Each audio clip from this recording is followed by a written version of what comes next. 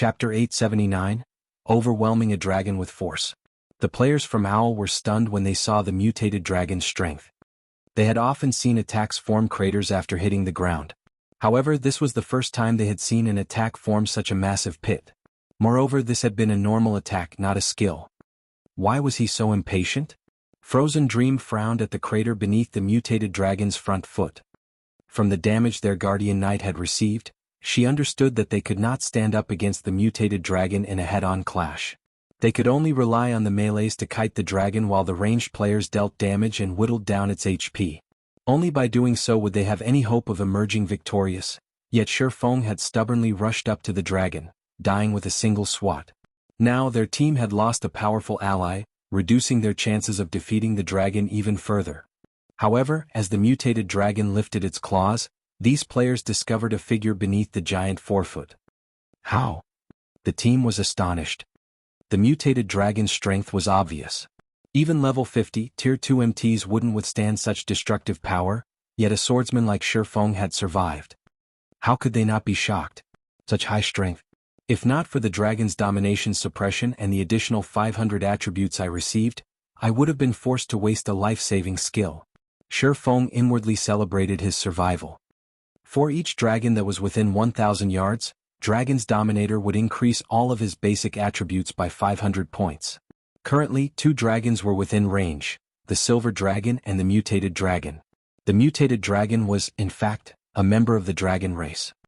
With 2 dragons present, each of Shifeng's basic attributes had gained 1,000 points. However, Shifeng did not only enjoy this buff. As the Heavenly Dragon's breath increased his attributes by a percentage, his strength, agility, and endurance had increased by another 50%, and his intelligence by 35%. Moreover, as he still had the effects of Power of Darkness, Shifeng's current attributes had long since exceeded that of a level 50, Tier 2 metric tons.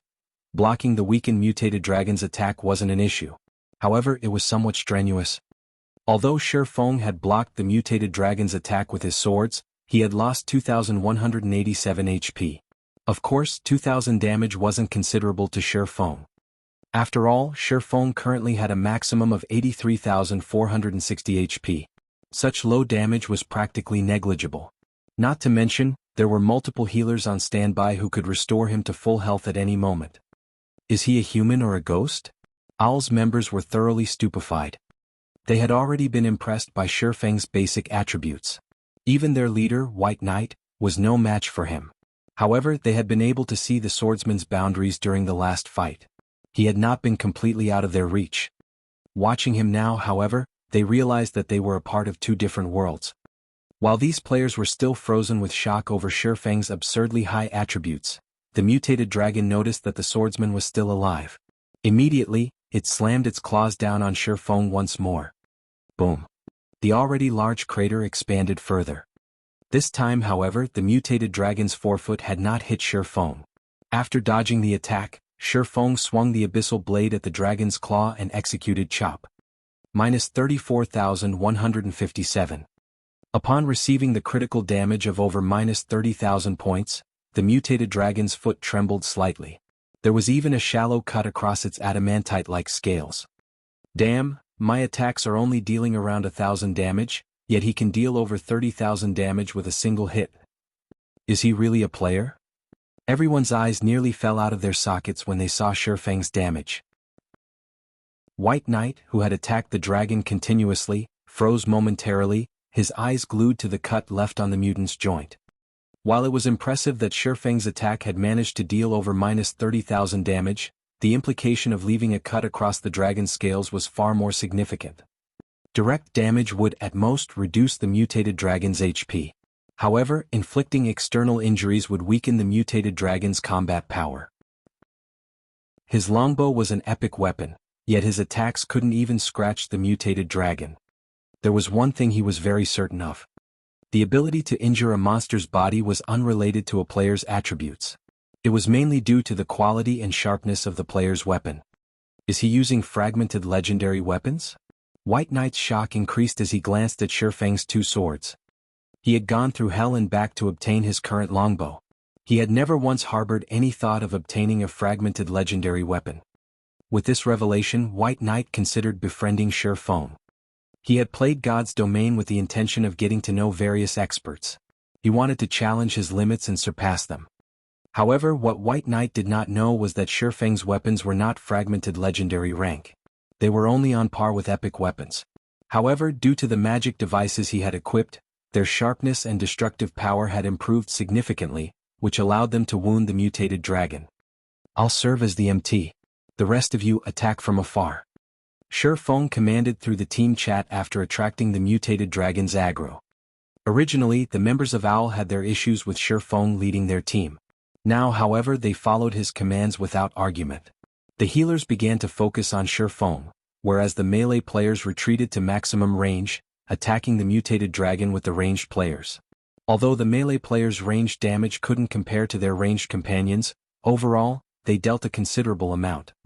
With a powerful MT like Feng, the healers had gained some peace of mind. They didn't need to worry about Feng being instant killed. The ranged damage dealers could also attack without holding back. Even if the power of darkness ended right now, Feng was confident he could dodge the mutated dragon's attacks. However, he would have far fewer chances of counterattacking. In any case, Feng's goal in attacking the mutated dragon was not to decrease its HP, but to injure its joints. Although a single attack's effects were not noticeable, after 100 attacks the effects were obvious. Once the mutant's joints were heavily wounded, both its reaction speed and attack speed fell drastically. This made evading the dragon's attacks and launching counterattacks even easier for Feng. Eventually, the mutated dragon became utterly helpless against Feng. It could only watch as the little human before it avoided every one of its attacks. In the end, even losing the buffs from Power of Darkness, Feng was still able to dodge the mutated dragon's attacks effortlessly. Meanwhile, although the other players' damages were not considerable, their total damage exceeded the mutated dragon's recovery speed. From time to time, Feng also dealt a heavy blow. As a result, the dragon's HP continuously decreased. Time passed quickly. The mutated dragon's HP had finally fallen to 20%. Humans, your luck ends here, the mutated dragon bellowed, its roar echoing throughout the valley. The mutated dragon, which had been 20 meters tall, started to grow, reaching 30 meters instantly. Not only did it receive an enhancement to its strength and speed, but its range had also increased, making it far more difficult for Feng to evade its attacks. In the next moment, the mutated dragon swiped its tail at Feng, the swipe's force instantly generating a storm. However, before the storm could devour Feng, the dragon's tail arrived before him.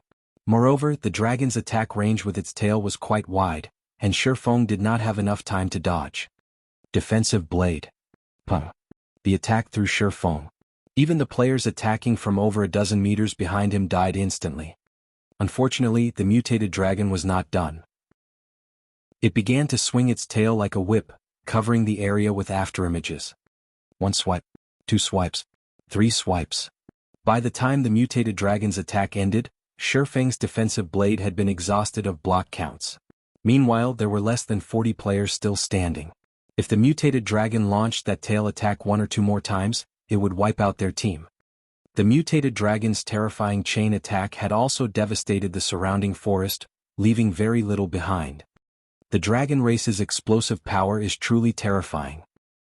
Fortunately, I haven't used all of my cards yet.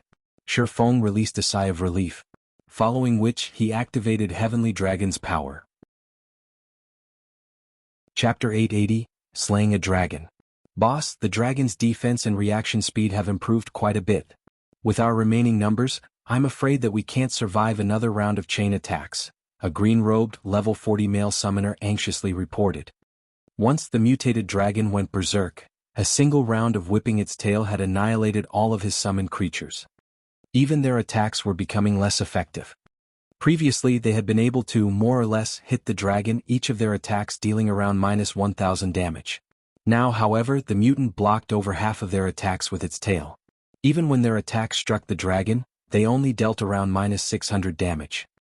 After factoring in the members they had lost and the healers, their overall damage could not overcome the mutated dragon's regeneration. It was only a matter of time before they team-wiped. This is the final push. Throw everything you have at it. White Knight had been watching the battle from the rear. Excluding Shifeng's hidden statistics, he had run through various simulations in his mind based on his team's statistics and calculated their probability of taking down the mutated dragon. However, no matter how many simulations he ran through, they were no match for the mutated dragon. The difference between them was simply too massive. He had never expected the mutated dragon to be so terrifying after going berserk. Ordinary bosses generally gained around a 30% increase to their combat power after going berserk. However, the mutated dragon's overall combat power had increased by 50% at the very least. White Knight even suspected that the mutated dragon had doubled its strength after going berserk. Even after Shifeng had joined, they had barely stood against the dragon. Now that the dragon's strength had grown, they had no hope of victory. Hearing White Knight's orders, every player began to use their most powerful moves against the mutated dragon. Some even activated berserk skills. Although not every OWL member possessed a berserk skill, the remaining 40 or so members were all experts with the highest strength among the team. Over a dozen had learned berserk skills. Immediately, these dozen or so players attribute Sword. White Knight and Frozen Dream experienced the greatest improvements, their main attributes increasing by 100%. "Buy me some time," Frozen Dream shouted. Immediately, she began to chant an incantation, the surrounding mana gathering rapidly around her. "Okay. Everyone aim for the dragon's joints," White Knight shouted. Their survival now depended on this very moment. Either the mutated dragon would wipe them out while it was still berserk, or they would finish off the mutated dragon's 8 million HP while they were berserk. Spells and arrows flew at the mutant.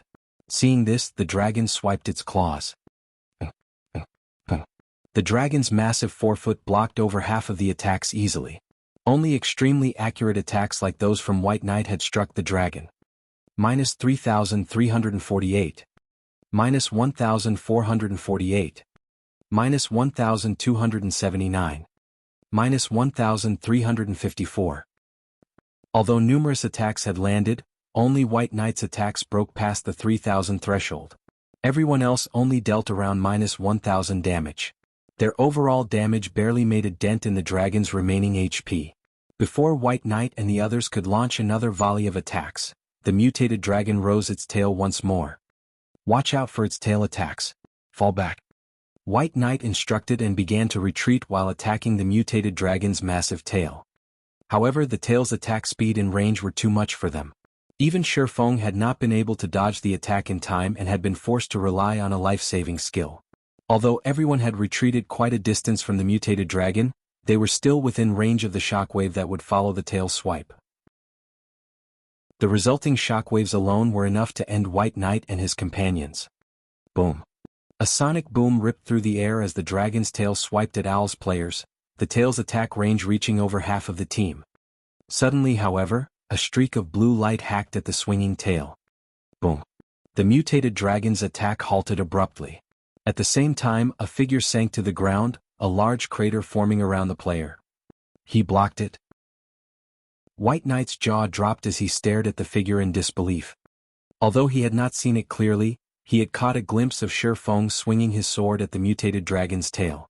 The instant his sword collided with the tail, however, Shifeng vanished. The mutant's tail already contained far more power than its 4 feet. The dragon had also gone berserk, yet Shifeng had blocked the attack. Shortly after, Shifeng climbed out of the pit. Although he appeared somewhat miserable, his HP bar revealed that he had only suffered negligible damage.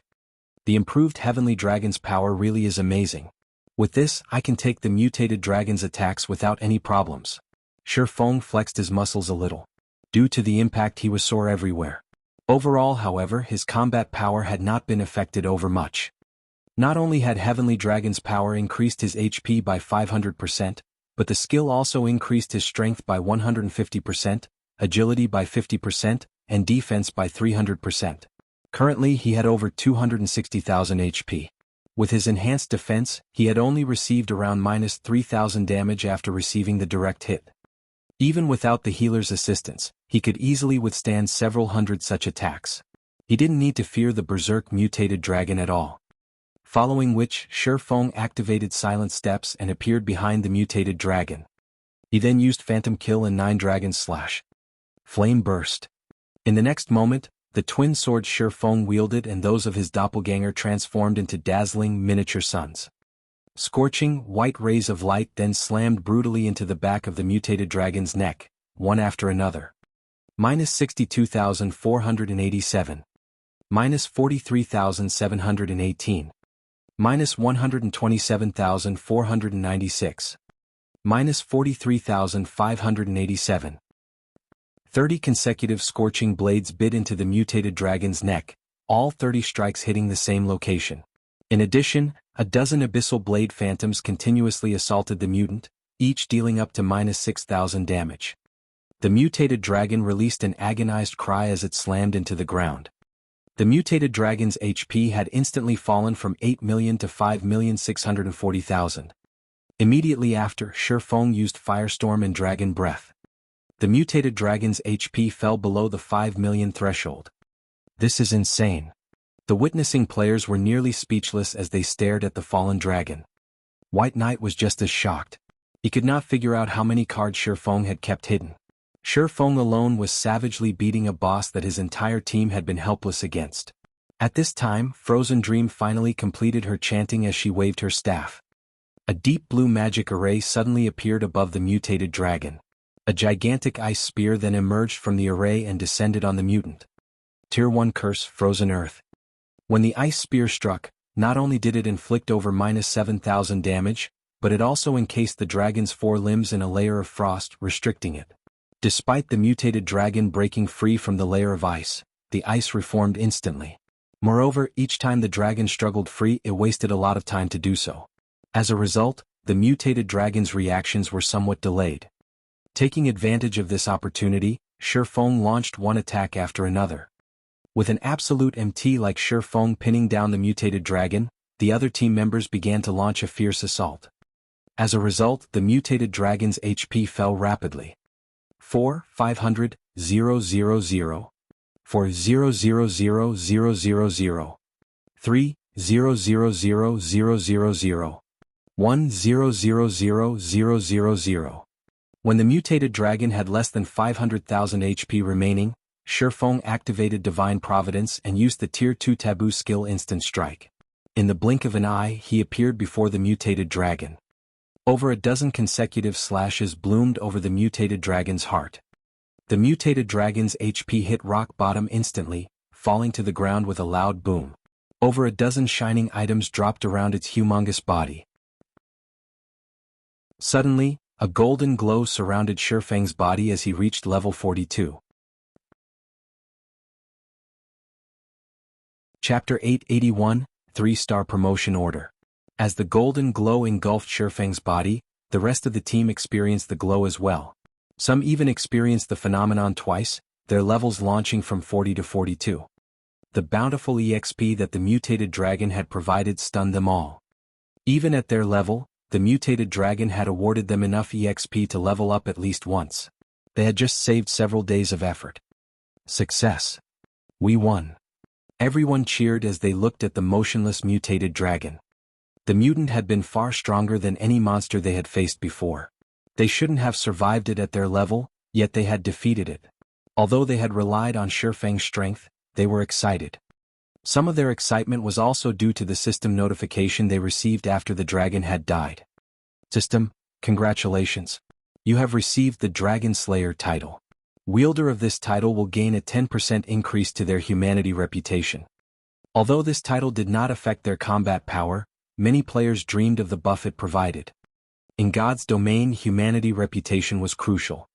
Aside from the fact that one needed a certain amount of reputation to purchase land and housing, higher reputation allowed players to enjoy discounts when repairing or purchasing items in NPC cities.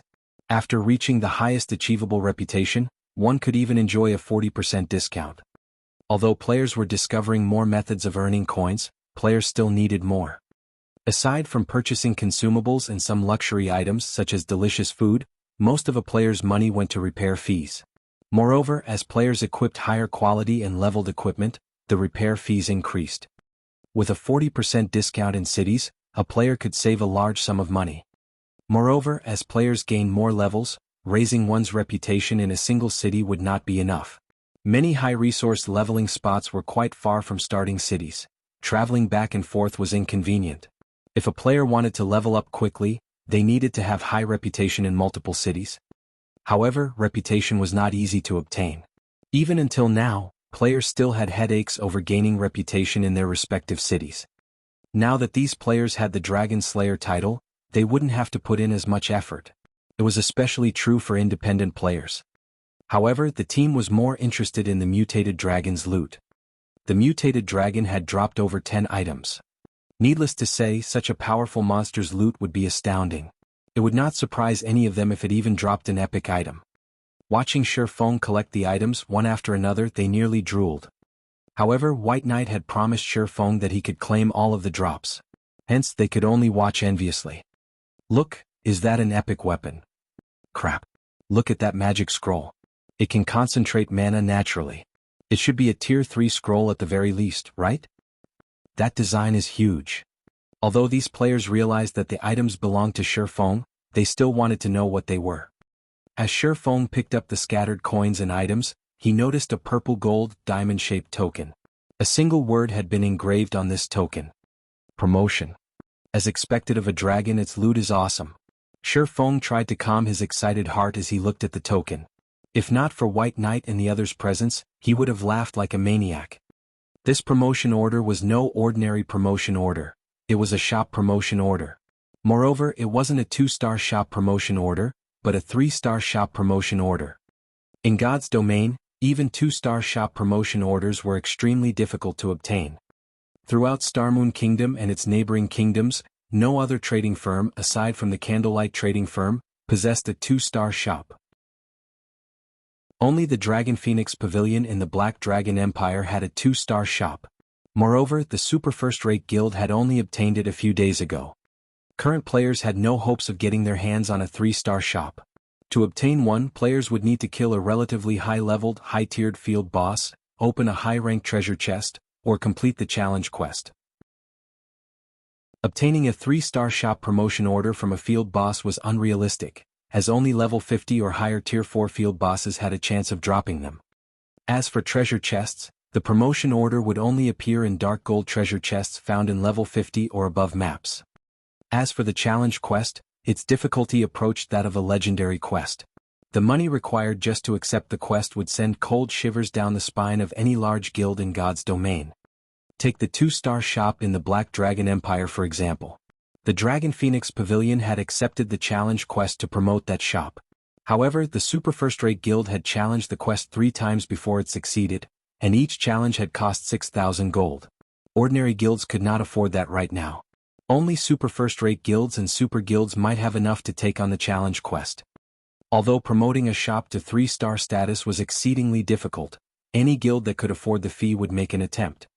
After all, there was a qualitative difference between a 3-star shop and a 2-star shop. The greatest difference was that, when a shop reached 3-star status, its 1-star shops could be promoted to 2-star status. This one aspect was more than enough to throw the various large guilds into a frenzy. Aside from this, a 3-star shop offered far more functions than a 2-star shop. After reaching 2-star status, a shop would gain access to the special workshops. At 3-star status, a shop would gain access to the basic meditation room. As the name suggested, the meditation room was a space that allowed players to process their thoughts.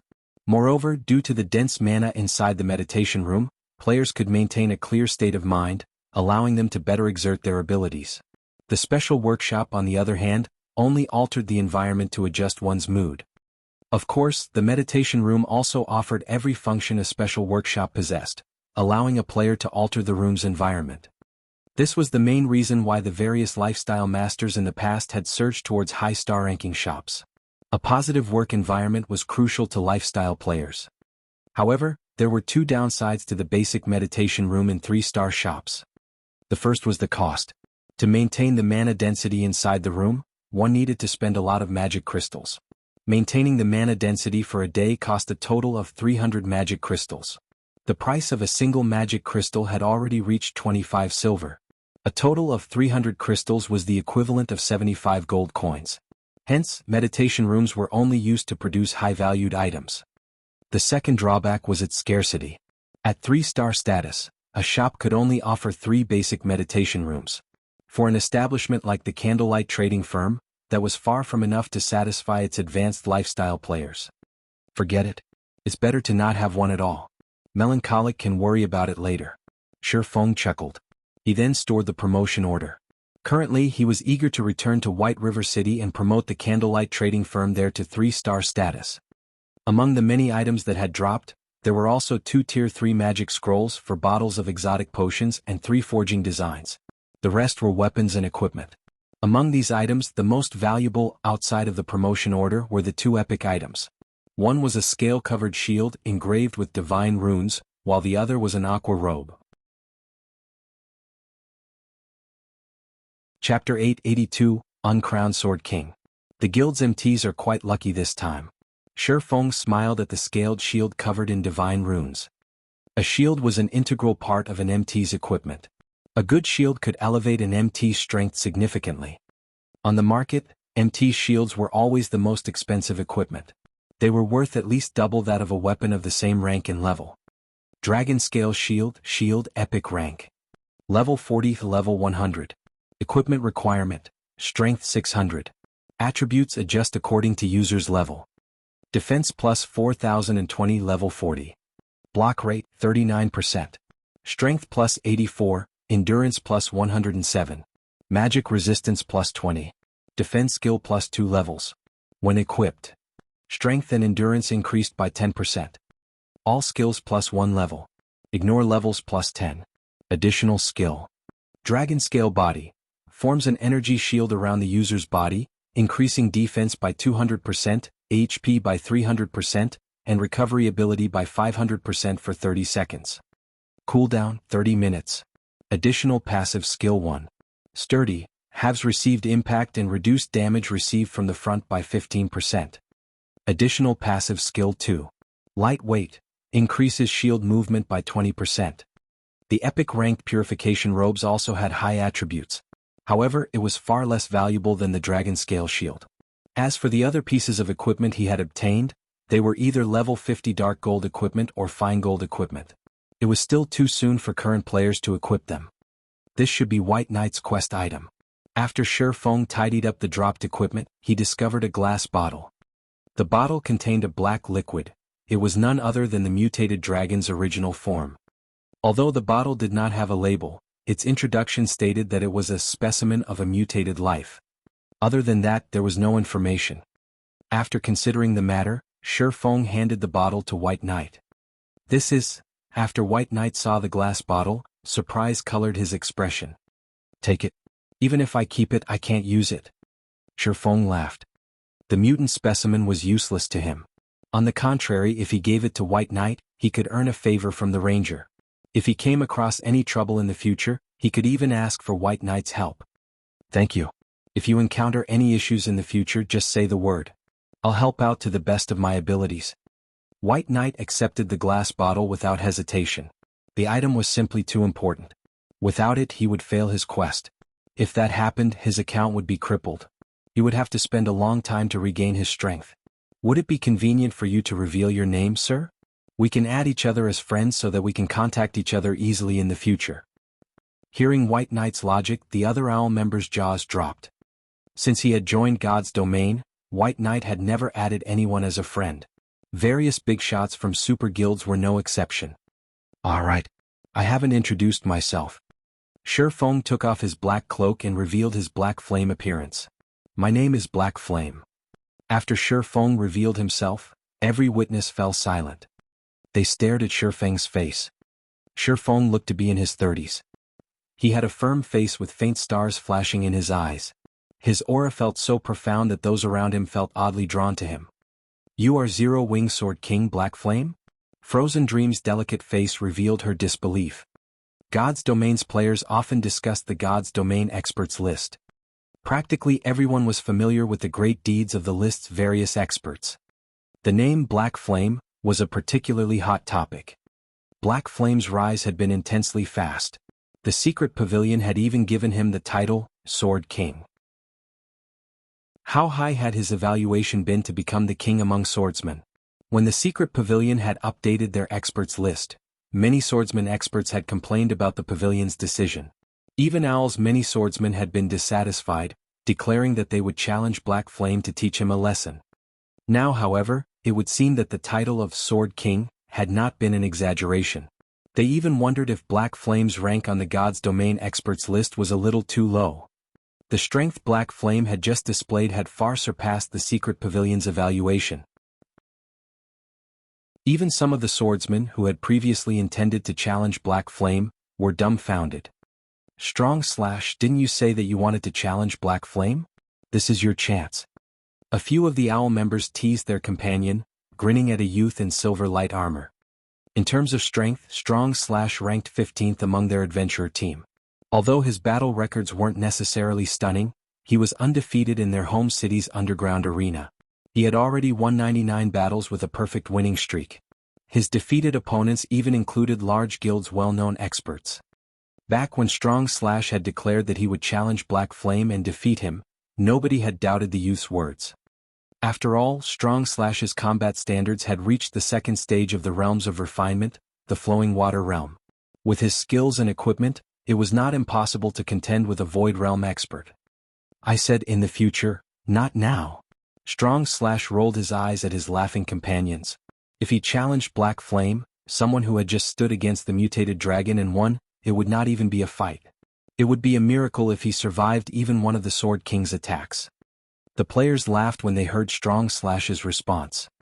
My name is White Knight, the leader of an adventurer team. Guild leader Black Flame, if you need help with anything in the future, just call me. White Knight had also begun to size up Feng, shock filling his heart. Only now did he understand why Zero Wing had risen to power so quickly and had grown strong enough to challenge God's Domain's major powers. With such a powerful leader, what did Zero Wing need to fear? Following which, White Knight and Feng added each other as friends. Since team leader White has said as much, I happen to have something that I need your help with in 1 or 2 days. After giving it some thought, Feng continued, recently our guild has tried to raid a certain area, and we urgently need experts. We need roughly 30 players. Favors should not go to waste. It was wise to use them frequently to increase a bond between two parties. Moreover, he required the help of a group of experts to raid the holy city of Titan's entrance trial. His strength alone was not enough to pass the trial. All right. When the time comes, just say the word. I'll lead a team over. White Knight did not hesitate to agree. On the contrary, Feng could see anticipation in his eyes. A place that even Black Flame had trouble raiding. It must be immensely difficult. Moreover, he really wished to experience Black Flame's world. After both sides agreed, White Knight led his team, departing from the valley. Feng, on the other hand, approached the silver dragon that had stood by the side all this time. Young hero, thank you for accomplishing my long-cherished dream. At this moment, the silver dragon appeared extremely weak. Even speaking seemed laborious. I only did what needed to be done, Feng politely replied. The silver dragon then took out a flashing, golden magic scroll and said to Feng, this magic scroll will take you to the shrine where the stone tablet sleeps. However, the shrine is very dangerous. With just your current strength you will not survive. It is best if you go there only after you have achieved your Tier 2 class. At that time, you will have somewhat higher chances of obtaining the stone tablet. Saying so, the silver dragon handed Feng the magic scroll. It then flapped its wings and left the valley. Before Feng could examine the golden magic scroll, a system announcement reached his ears. System announcement. System upgrading. Please prepare to log out. The estimated duration is 40 hours. System. You have 10 minutes remaining to log out. Please prepare to log out. Chapter 883, New System. Feng was momentarily stunned when he heard the system announcement. Isn't the fourth evolution happening a little too soon? Feng frowned deeply. This was not good news for God's Domain's players. Every evolution the main God system underwent increased the realism and difficulty of the fights against monsters. Moreover, this was the first time Feng had seen a system upgrade require 40 hours. Generally, system upgrades only lasted from 12 to 24 hours. Even in the past, none of the upgrades had needed more than 24 hours to complete. However, Feng did not have time to consider the situation. He only had 10 minutes left to log out of the game. He needed to find a safe location quickly. After the mutated dragon's death, the dark sanctuary over the valley had begun to dissipate. Either due to the silver dragon's absence or some other reason, many monsters began to appear in the previously scarcely populated valley. Moreover, these were not low-leveled monsters. The lowest among them was level 30, while some were even level 45. Among them there was no lack of elite monsters. To current players, monsters of this level were still dangerous opponents. Finally, after finding a stream without nearby monsters, Shifeng logged off. The morning sun shone brightly. Suddenly, the virtual gaming cabin in the room opened and Shifeng climbed out. Compared to when Shifeng had first entered God's domain in this life, he was much stronger and more muscular. He had also grown slightly taller. In addition, his aura had changed tremendously. He gave off a calm and comfortable aura which attracted others. Since this system upgrade will be so long, God's domain must be chaotic right now. Shifeng smiled. He then instructed the AI housekeeper turn on the television. Just as Shifeng had predicted, many television programs were already covering God's domain's system upgrade. After a period of development, God's domain's influence on the real world had gradually expanded. In addition, the mass production of God's domain's virtual reality helmets had begun, which resulted in the helmet's continuous price drop. Now, more and more people could enjoy God's domain. Gradually, God's domain had become a big part of most people's lives. Moreover, the game's advertising had grown, with the game's biggest selling point being the various lifestyles and entertainment it offered, in addition to its ability to extend one's lifespan. Although technology constantly improved, there was still a limit to how much it could extend a human life. Meanwhile, God's domain could indirectly extend the human lifespan, allowing everyone to enjoy nearly double their natural life expectancy. This alone attracted many people. Furthermore, the game played a medicinal role. The current technology in the field of medicine had reached a very high level, and most diseases could be cured. Unfortunately, even now, disabilities remained unconquered. However, upon entering God's domain, blindness, deafness, or amputation did not matter. These people could live an ordinary life. As Shifeng understood it, after widespread promotion, many ill people had joined God's domain. Many of them even refused to leave the game world. The following report regards God's domain's latest change. The game's official developers have expressed their sincerest apologies regarding players' dissatisfaction with the latest system upgrade. They have also explained why this upgrade requires so much time. There are two main reasons for this. The first reason is that the main God system has collected sufficient data and can undergo another system upgrade. The inclusion of the Mindspace system is the second reason. This system will attract even more people to this virtual reality game in the future, turning it into a true second world. When the reporter mentioned this, Shifeng was taken aback. He couldn't believe what he had just heard. Didn't this new system only launch 2 years after God's domain's release? Shifeng glared at the holographic screen's message. The Mindspace system was also known as the Realm of God. In the past, during God's domain's first year, the game had been very popular. However, its influence on the real world had been limited. The most the game had achieved was the expansion of the virtual gaming industry's influence on the real world, growing from a niche industry to a household concept. However, the Realm of God's appearance had pushed God's domain to its peak as an industry. Due to the Realm of God, any God's domain player could create their own virtual space. If players did not want to play the game, they could enter their virtual spaces for some rest and entertainment. While in a private space, they could adjust the environment to their liking. However, the more realistic the environment and the larger the space was, the more resources one needed to pay. One could even go as far as adjusting the flow of time inside their personal space. As far as Shifeng knew, one could adjust the flow up to 10 times that of natural time. In other words, 10 days in one's personal space was the equivalent of a single day in the real world. Hence, theoretically, it was possible to extend one's lifespan by up to 10 times. Meanwhile, while in one's personal space, a player's body would remain at its peak health. Age would not limit their enjoyment. Due to this reason, God's domain had become irreplaceable in the real world. Countless people had gone crazy over this new system. To enjoy longer lifespans, some wealthy tycoons had even paid an exorbitant price to construct their own space. God's domain had truly raked in the money once it released the Realm of God. In Shifeng's previous life, he too had set up his own space and often invited his friends for get-togethers. However, Shifeng's space had been quite average. He had only increased the time flow by 4, and the space had only been roughly as large as a football field. Even so, he had earned the envy of many ordinary experts. Constructing a personal space was not as simple as establishing a guild residence, where one only needed to purchase a plot of land and invest some coins. To construct a personal virtual space, one needed memory.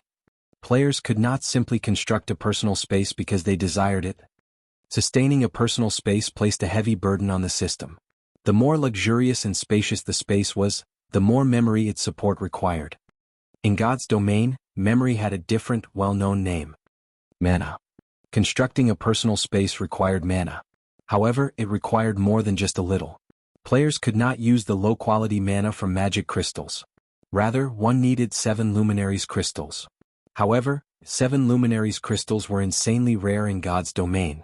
This was clear just by looking at Starmoon Kingdom. Throughout Starmoon Kingdom, one could only find 7 luminaries crystal in the capital.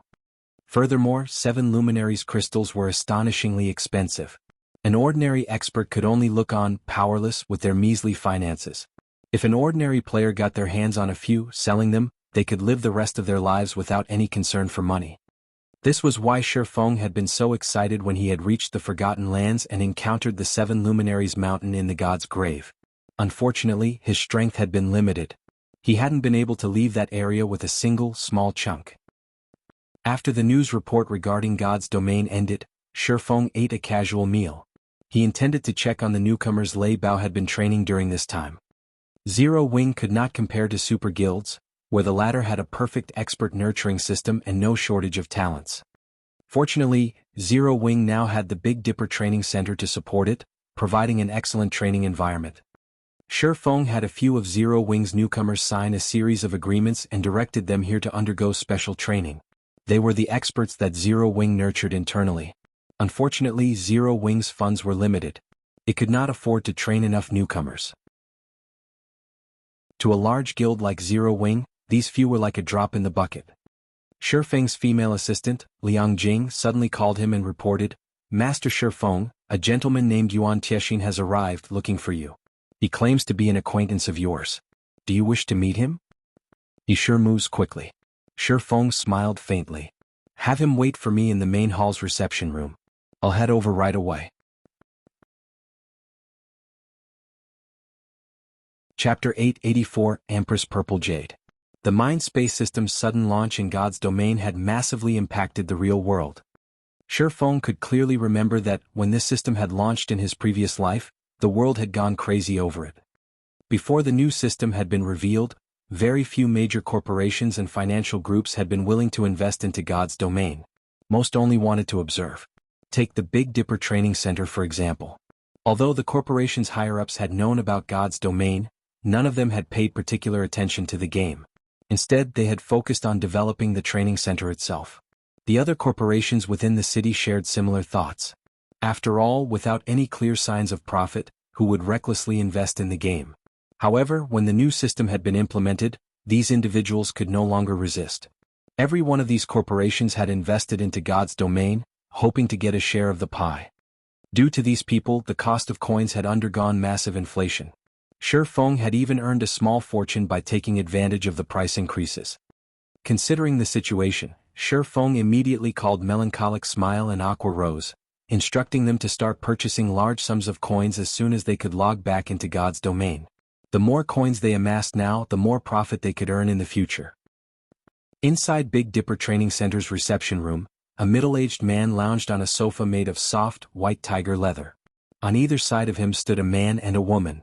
Both this man and woman only looked to be around 18 or 19 years old. However, they both carried a martial artist's aura. "Uncle Yuan, this Shi Feng fellow is too arrogant. He has made us wait for so long. Even Big Dipper's director wouldn't dare to neglect us like this," the young man wearing blue martial arts robes said impatiently, frowning deeply. Although the secret pavilion was different from super guilds, it still had significant influence in the real world. Moreover, the pavilion had recently agreed to collaborate with a few international corporations, elevating its status. Every single corporation within this city would be more than eager to gain the pavilion's favor. Yet, even after venturing this far for a personal visit, not only had Shi Feng not welcomed them himself, but even after over 10 minutes, Shi Feng was nowhere to be seen. He wasn't taking them seriously. "We're not in a rush. In any case, he hasn't refused to meet us," Yuan Tiexin said, chuckling. Moreover, we are the ones who want to collaborate with Zero Wing. A small weight doesn't matter. You're still too brash. This is why the guild leader told you to temper yourself. You should learn from Wenhua. At Yuan Tiexian's words, the male youth turned to the beautiful woman standing on the other side of Yuan Tiexian, falling silent. He wasn't qualified to respond. There were 3 great geniuses among the experts the secret pavilion nurtured internally. The most popular among the 3 was Cold Autumn, as he had broken through the half-step refinement realm at such a young age and had officially entered the refinement realm. Wenhua, who had joined a little before Cold Autumn, followed closely behind. Even the secret pavilion's old monsters repeated praised Wenhua's combat talents. They all concluded that her chances of reaching the domain realm were quite high. People like them constantly pursued the domain realm. However, entering the refinement realm was already extremely difficult, not to mention reaching the domain realm. Those who did so were incredibly rare, even in super guilds.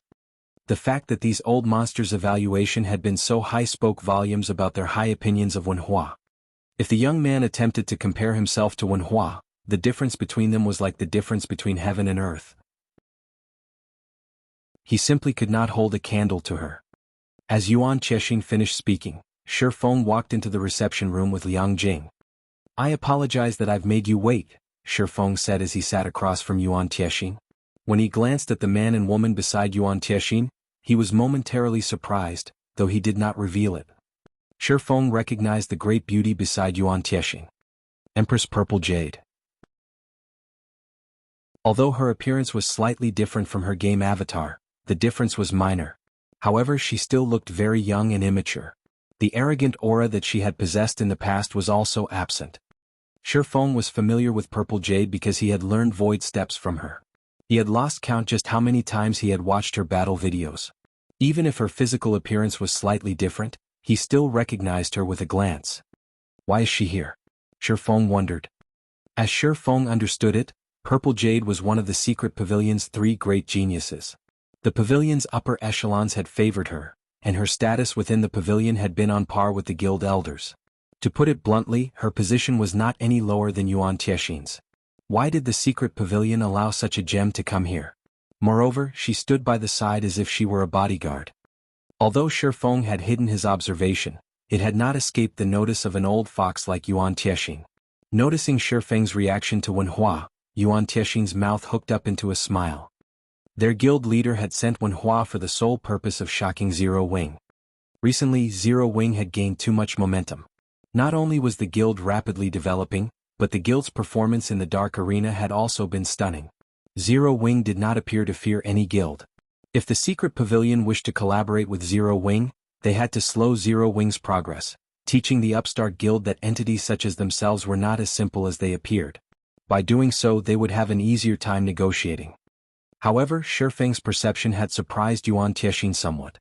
He had not expected the youth to notice Wenhua's strength so quickly. May I know what business you wish to discuss with me? Shi Feng asked after recovering from his surprise. Didn't I tell you that the secret pavilion views Zero Wing favorably? To put it simply, I've come here seeking cooperation. Hence, I'd like to ask you to introduce us to guild leader Black Flame, or one of the guild's upper echelons who has the authority to approve such decisions, Yuan Tiexian slowly explained. Seeking cooperation? Shi Feng continued asking, excellent. What kind of cooperation does the secret pavilion have in mind? We are interested in cooperating with Zero Wing in secret. Can you make a decision like this? If not, don't stick your nose where it doesn't belong, the male youth snapped. Yuan Tiexian made no attempt to rebuke the youth's words, only watching the situation play out. It was no doubt that he agreed with the youth's words, thinking that Shi Feng was just a busybody. Although Yuan Tiexian felt that Shi Feng had great potential, qualifying to preside over the affairs of Zero Wing's workshop at such a young age, in the end, he was only a part of Zero Wing's middle management. He did not qualify to join discussions of cooperation between guilds.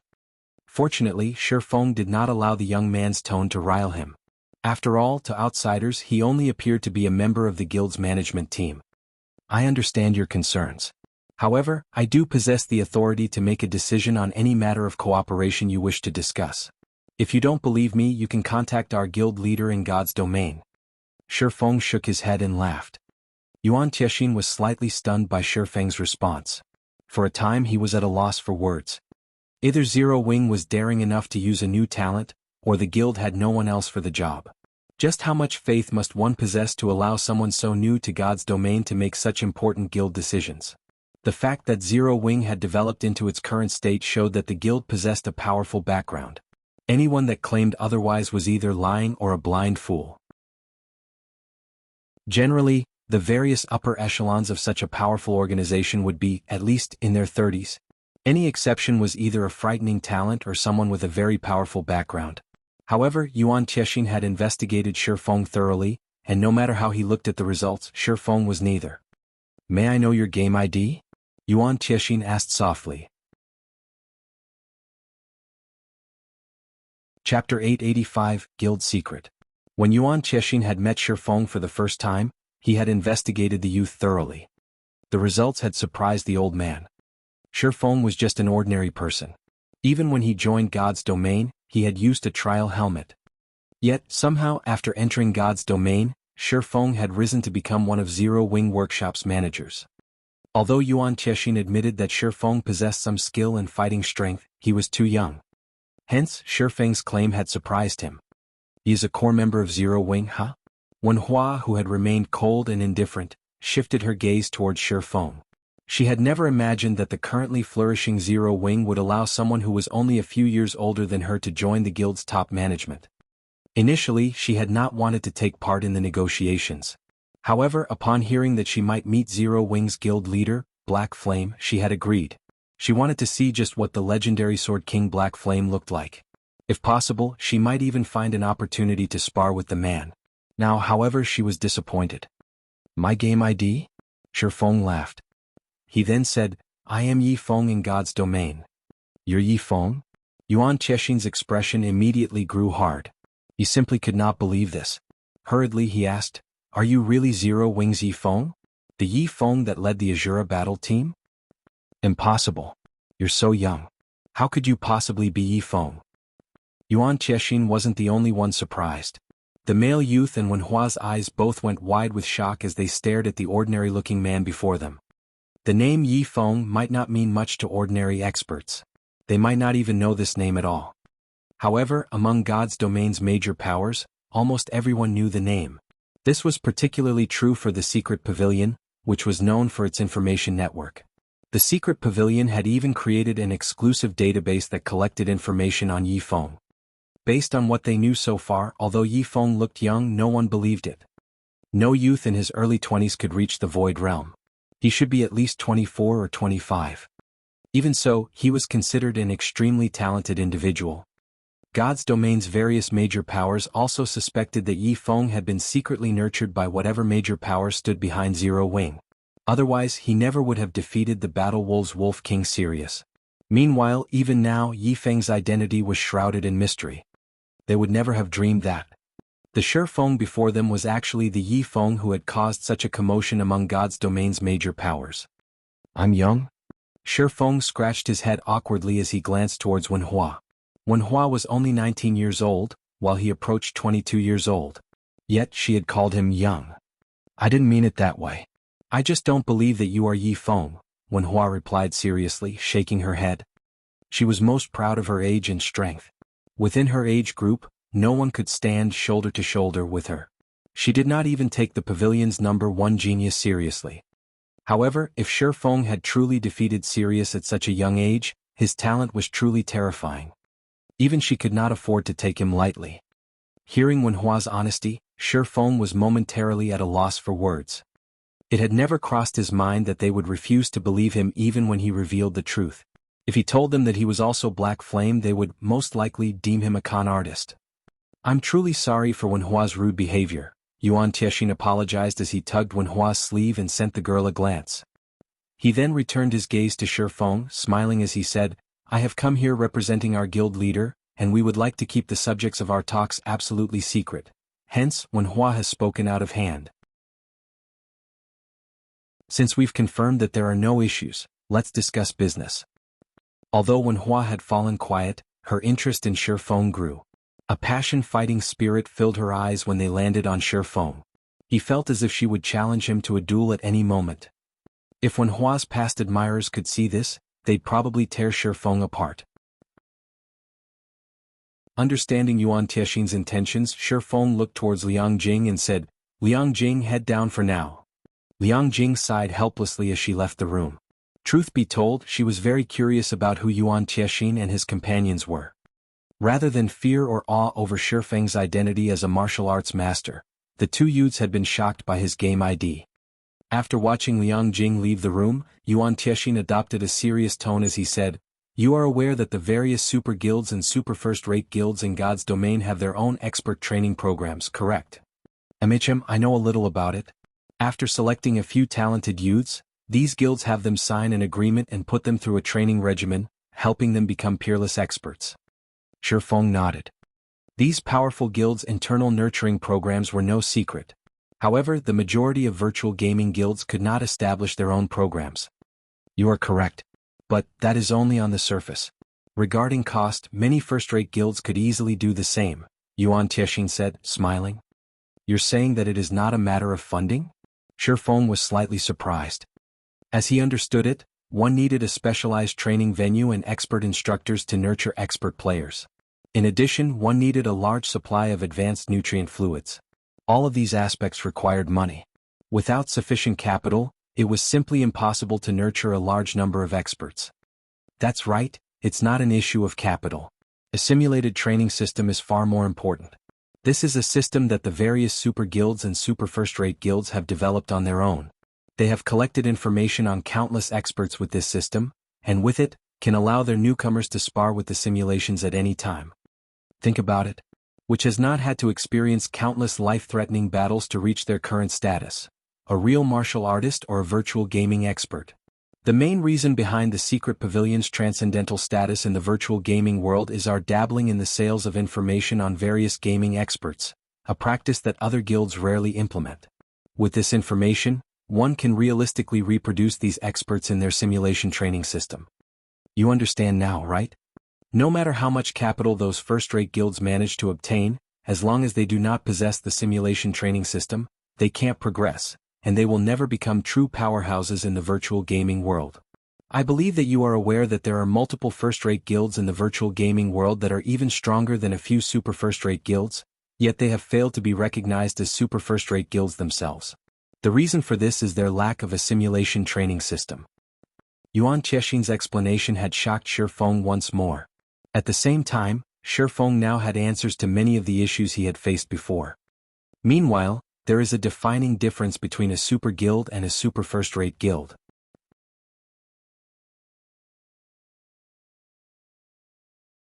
Chapter 886, Guild Legacy. Uncle Yuan, this is our guild's biggest secret. If you just reveal it, there will be consequences, right? Wenhua warned, shocked by Yuan Tiexin's decision. To ordinary guilds and independent players, the simulation training system was a major secret. However, first-rate guilds who wished to further themselves already knew this.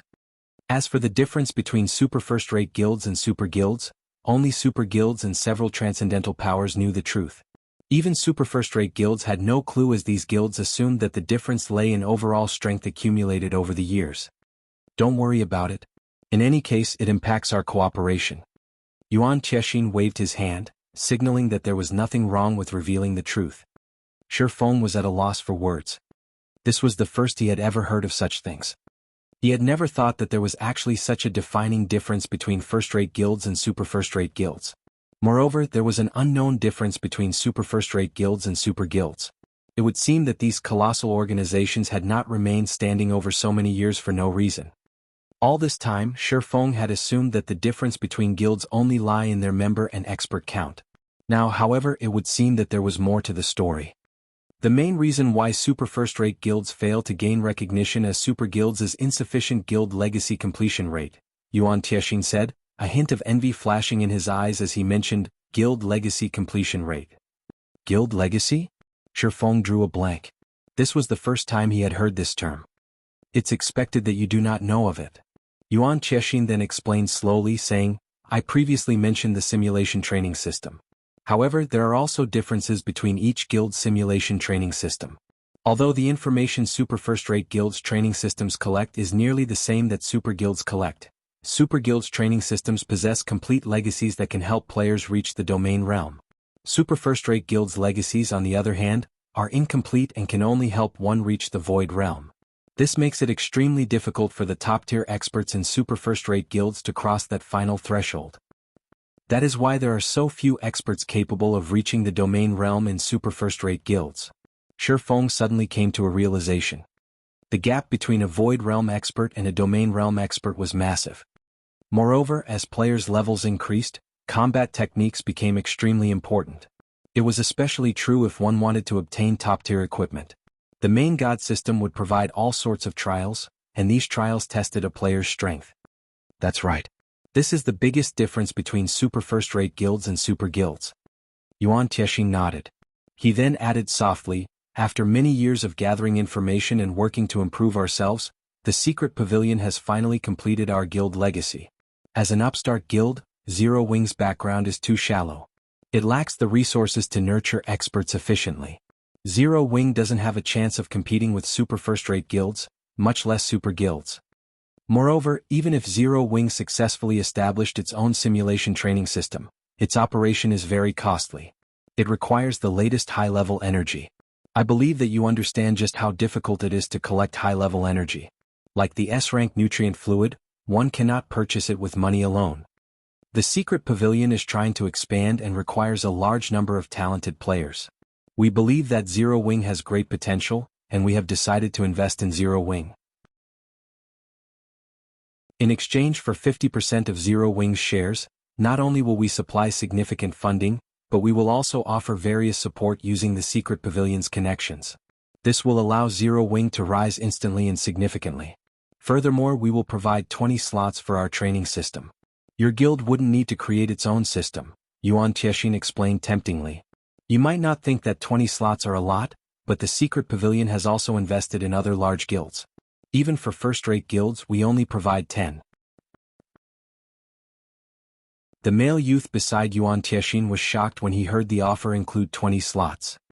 His performance in the secret pavilion was already quite impressive. Even so, he had barely earned a slot for himself.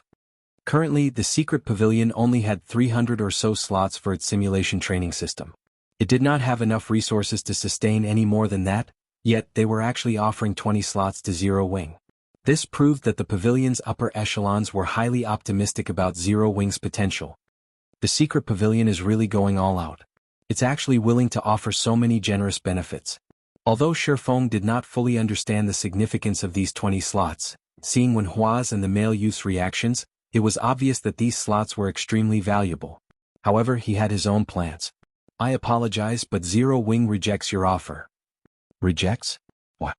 Yuan Tieshi unconsciously rose from his seat. Even first-rate guilds hunger for an offer like this. Moreover, the secret pavilion is only asking for 50% of Zero Wing's shares. We will not involve ourselves in Zero Wing's management or development. As long as Zero Wing obtains these 20 slots, with the potential the experts in your guild, it should not be long before they reach the refinement realm. At that time, you will have the foundation to expand to other countries.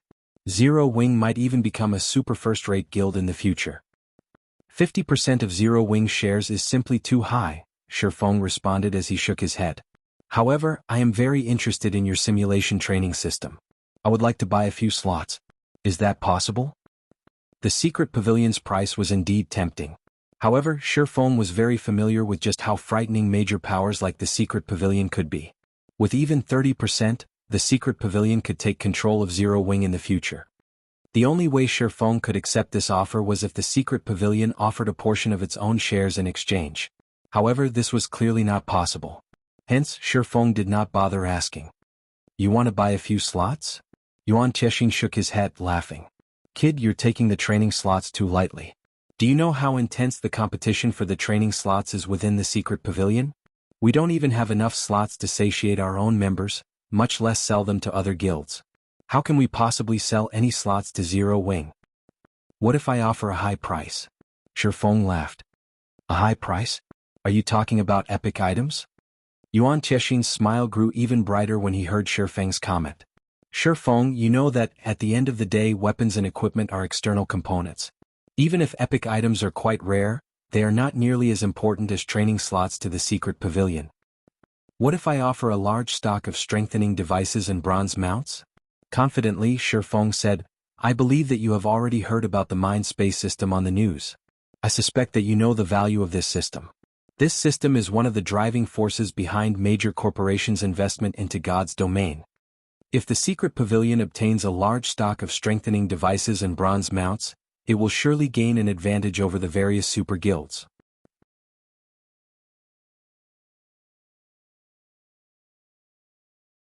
Chapter 887, Black Card. Are you serious? Yuan Tiexin was visibly moved. The strengthening device had only appeared on the market recently, and there were still very few available.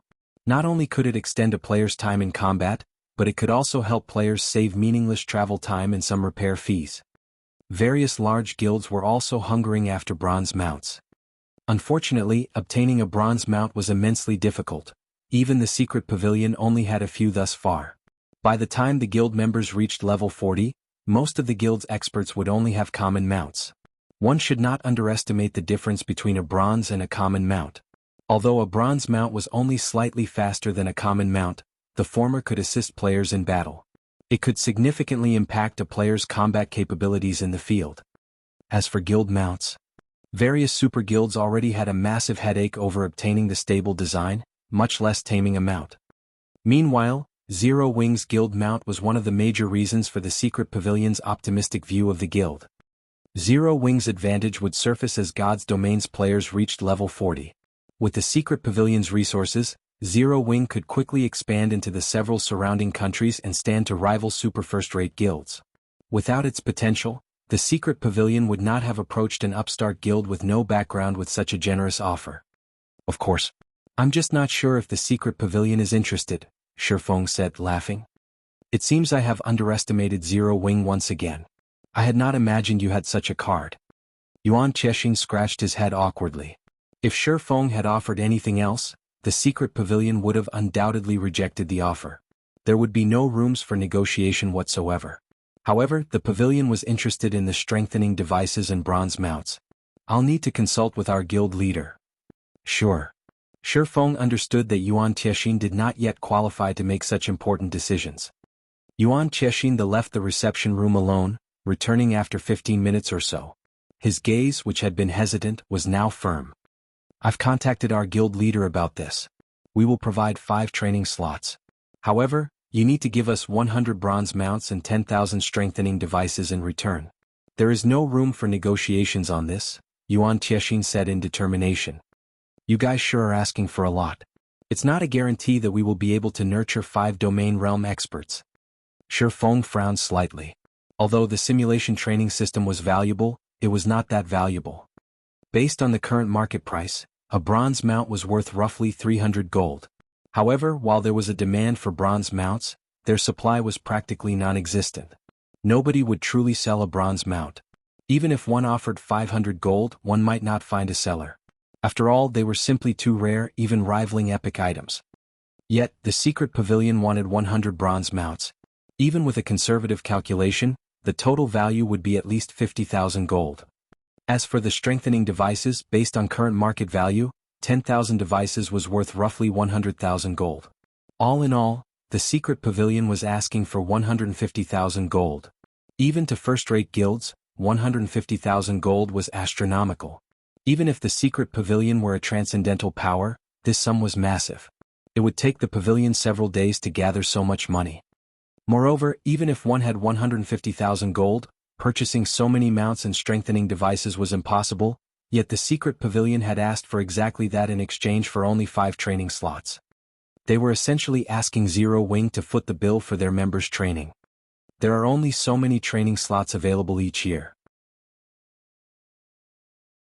The few we have aren't even enough for our own use.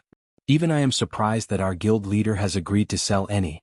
Yuan Tiexin spread his hands in a helpless gesture, showing that this was not his will either. It's not that Zero Wing doesn't have these resources. I just want 10 slots.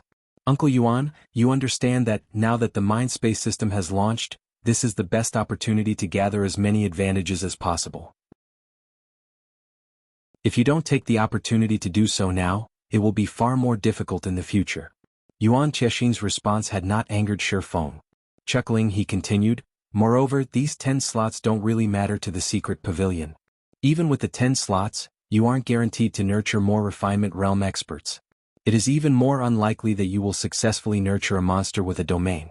On the other hand, by losing these 10 slots, the secret pavilion will have a head start over the other major powers. It will also be easier in the future to attract major corporations' investments. Isn't that so? When she heard Shifeng's logic, Wen Hua shot him a contemptuous look. The man was speaking as if the training slots were worth nothing at all when, in fact, countless first-rate guilds yearn for an opportunity like this. How could anyone compare them to cabbages that one could buy on the street? Limited high-level energy sold annually. The money the secret pavilion spent to obtain what they needed each year was astronomical. However, Shifeng paid no mind to Wen Hua's gaze. He understood how much influence the mind-space system had on the world's major corporations. As long as the secret pavilion obtained a high-ranking personal space, it would not have to worry about attracting investors. If the chance to gain a head start presented itself, God's domain's major powers would fight over it like wolves. Yuan Tiexian was shocked when he heard Shifeng's words. He had never dreamed that Zero Wing had hidden its strength so deeply. Despite the secret pavilion having exhausted all of its resources to collect bronze mounts, they currently had less than 30. Yet, Zero Wing could offer 100 without hesitation, not to mention the highly sought-after strengthening devices. Originally Yuan Tiexian had intended to refuse, attempting to force Shifeng into lowering his price. However, as he watched Shifeng get up from his seat and prepare to send them off, he quickly changed his words and continued, "I'll need to discuss this further with my guild leader." Yuan Tiexian had to admit that Shifeng had caught on to the secret pavilion's Achilles heel. Yuan Tiexian finally understood why Zero Wing had left its workshop's management to a youth like Shifeng. The boy was as cunning as an old fox. With no better choice, Yuan Tiexian left the room to contact his guild leader once more. After a lengthy period, Yuan Tiexian re-entered the room. Sighing, he looked at Shifeng and said, "Our guild leader has agreed to your demands.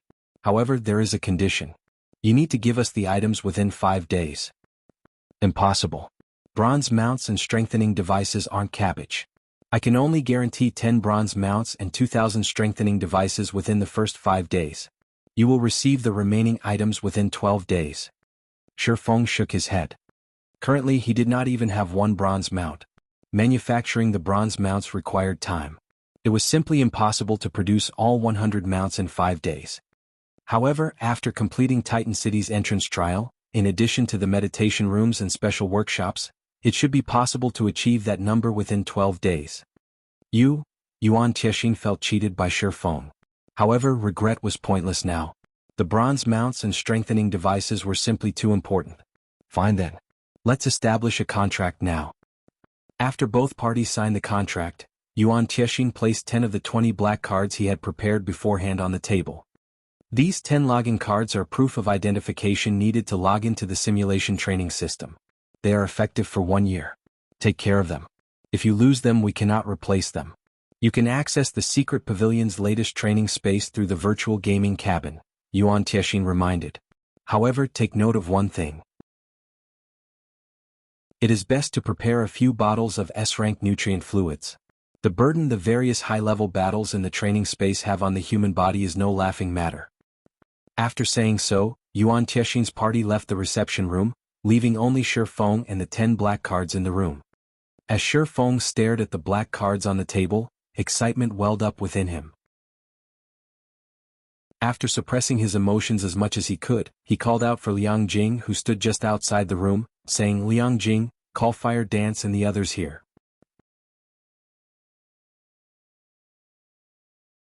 Chapter 888, Simulation Training System. Outside the Greenwater Villa, a long black hovercar was quietly parked at the entrance. "Isn't this a limited edition Pioneer? It is so cool. I've heard that there are only 1,000 of these luxury sedans around the world. I never thought we would see one in our third-tier city. This is amazing. The Pioneer's fuel alone is extraordinary. It can't use any kind of normal fuel." Passers-by began to gawk and chat as they noticed the car in front of the villa. As they wondered what kind of powerful individual had arrived, Yuan Tiexian's group emerged from the automated door. Suddenly, a robust man standing over 2 meters tall rose out from the Pioneer. He was so naturally intimidating that everyone trembled involuntarily when they saw him. The robust man wore a black suit with a silver shield logo embroidered on his left lapel. The silver shield bore 3 stars. Everyone at the training center understood the fighting world. They immediately knew that the man before them was a fighting expert. A silver shield logo? Isn't that a bodyguard from the Guardian Group? Guardian Group? That's an international, first-rate security agency, isn't it? He seems to be a 3-star bodyguard. Even people from the city's top corporations can't hire one of them. Who are those people? As the passers-by watched in shock, the bodyguard respectfully opened the pioneer's door for Yuan Tiexin and his young companions. After Yuan Tiexin's group took their seats, the bodyguard returned to the front passenger seat. Following which, the roar of the pioneer's engine echoed throughout the area, stunning everyone present. Who are they? Why would such important individuals seek out Shifeng? Liang Jing was confused and surprised as she watched Yuan Tiexin and his people depart. I'll have to let Director Xiao know about this. Not just anyone could hire the Guardian Group's bodyguards. Even the Big Dipper Corporation did not qualify to hire a 2-star bodyguard, only allowed to employ a 1-star bodyguard. Only major international corporations could afford 3-star bodyguards.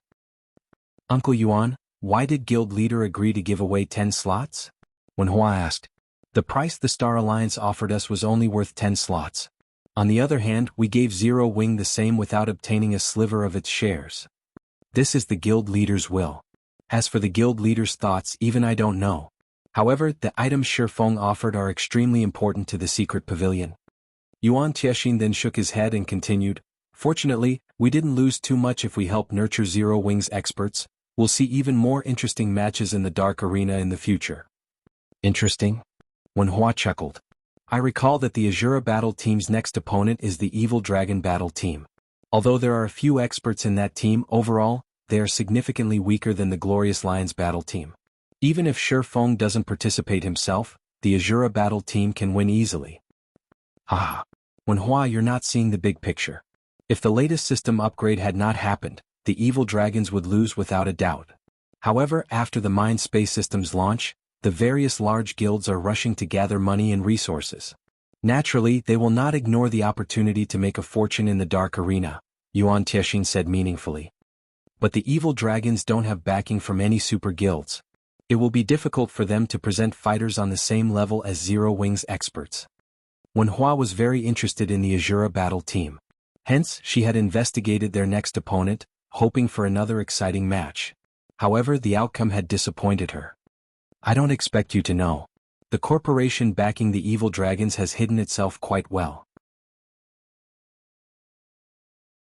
Even we only discovered it a few days ago, but it turns out that said corporation had invested in the Miracle Guild in secret. When it comes time for the Dark Arena match, the Miracle Guild will make its move. Winning will not be easy for the Azura Battle Team, Yuan Tiexin said, a hint of anticipation flashing in his eyes. If the Azura Battle Team can force Miracle to display its true strength, the secret pavilion will benefit. The Miracle Guild? That Miracle Guild actually agreed to give away a portion of its shares. When Hua exclaimed in surprise. Although the Miracle Guild was not a super guild, it was in no way inferior. However, its guild legacy was incomplete. Hence, it had failed to become a super guild. However, it was still stronger than the Dragon Phoenix Pavilion, who could not yet rival super guilds. Haven't you wanted to witness Yi Feng's battles personally? This is a good opportunity to do so. Yuan Tiexin then handed Wen Hua a list of names. Mad Sword Miracle Dragon, who you've wanted to defeat, might even make a move. Shortly after Yuan Tiexin's group left, Shifeng handed the black cards to Fire Dance and the others. Guild leader, what's this for? Fire Dance, who wore short-sleeved sportswear with her long hair draped over her shoulders, asked curiously. Fire Dance wasn't the only one curious about the black cards. Cola, Violet Cloud, Flying Shadow, Yi Wumian, Rampant Blade, and Blackie were also confused. This is a treasure, Shifeng laughed. Haven't you all wanted to strengthen your combat techniques? This can help you do so quickly. However, how much you actually learn will depend on you. Following which, Shifeng explained how to use the black cards and sent them to their rooms to try. The purpose behind the cards surprised them all. However, Shifeng's procurement of them surprised them more. Excitement overtook them as they looked at the black cards in their hands. They had yearned to improve their combat techniques. It was especially true after watching Fire Dance break through into the refinement realm. After everyone left, Shifeng quietly returned to his own room.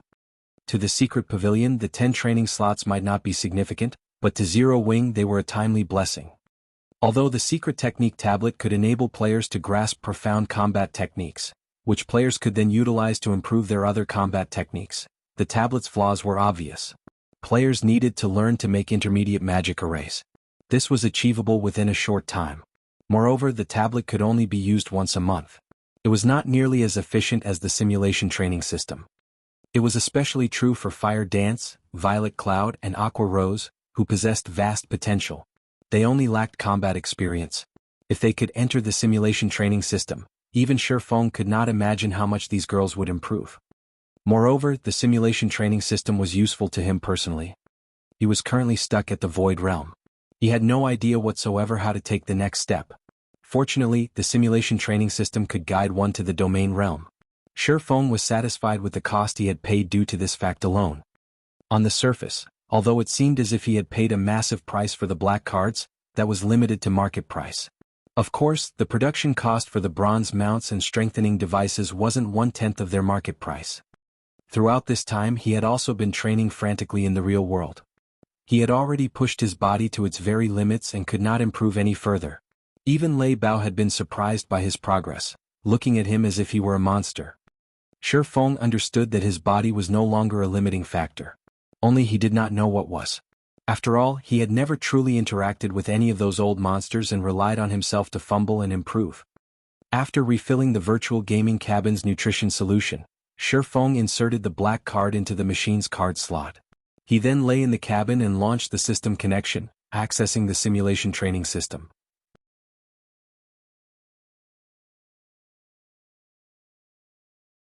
Chapter 889, Battle Points.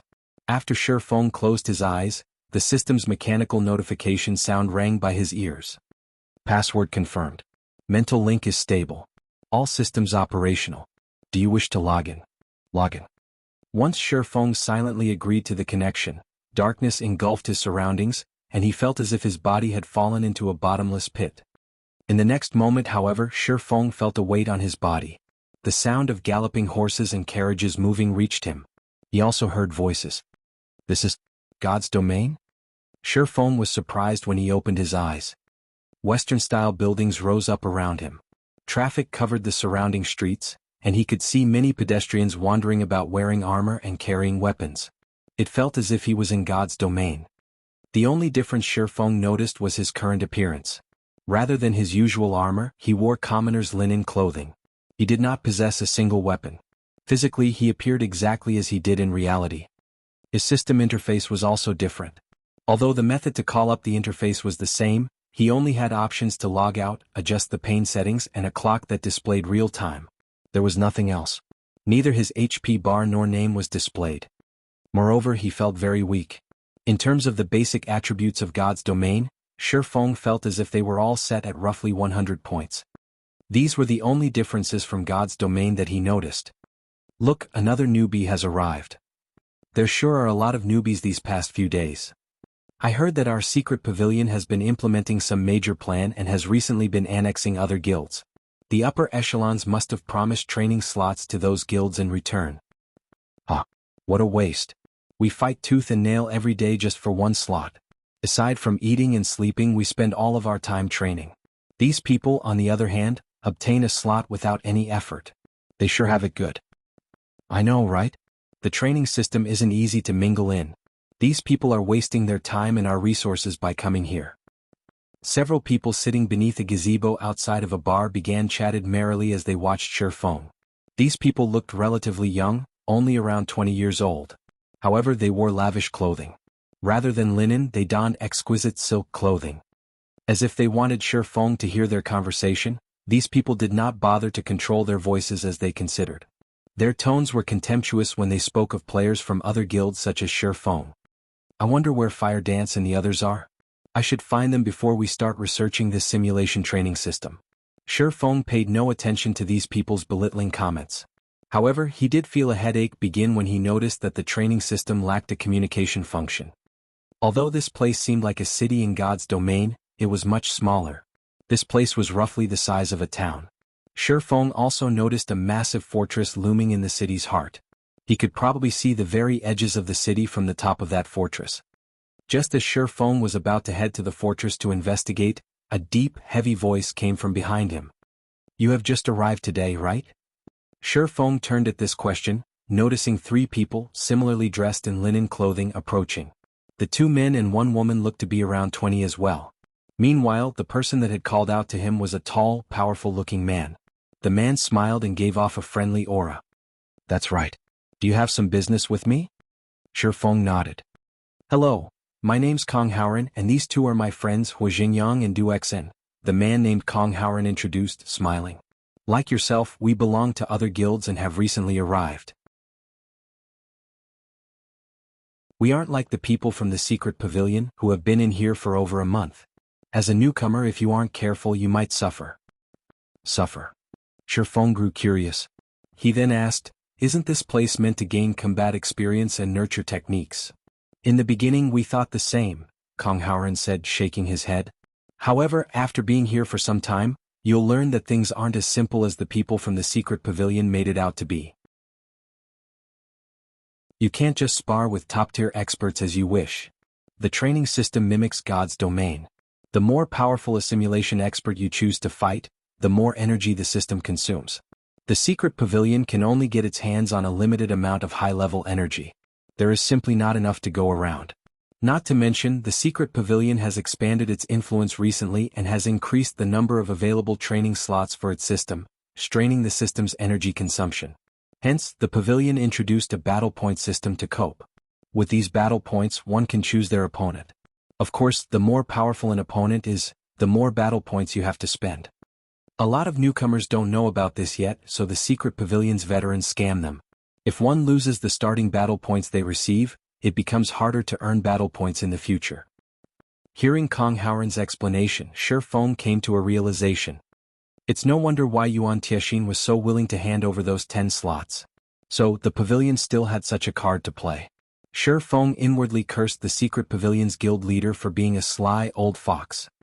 However, after giving it some thought, Shifeng realized that it was actually quite reasonable.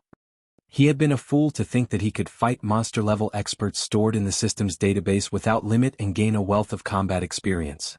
Such a generous opportunity wouldn't exist. "Thank you for your warning," Shifeng said as he looked towards Kong Haoren. He then introduced himself. "My name is Shifeng." "No need for thanks. Those of us from other guilds need to look out for each other. Otherwise the pavilion's people will just bully us all." Kong Haoren waved his hand. "The secret pavilion's bunch came here over a month before we arrived. Moreover, they enjoyed the secret pavilion's nurturing before this. Their combat standards are much higher than ours. Newcomers are given 100 battle points initially. You can use these points to purchase a starter pack at the fortress. This starter pack lets you spar against 10 different, extraordinary experts for 3 days. You can use them to familiarize yourself with the battles here. Otherwise, you can practice against the free opponents in the fortress. However, you probably won't learn anything from the freebies. There are 2 methods to obtain battle points. The first is to participate in the ranking matches. You can also place bets with other players before a duel. Some of the veterans trick many of the clueless newcomers.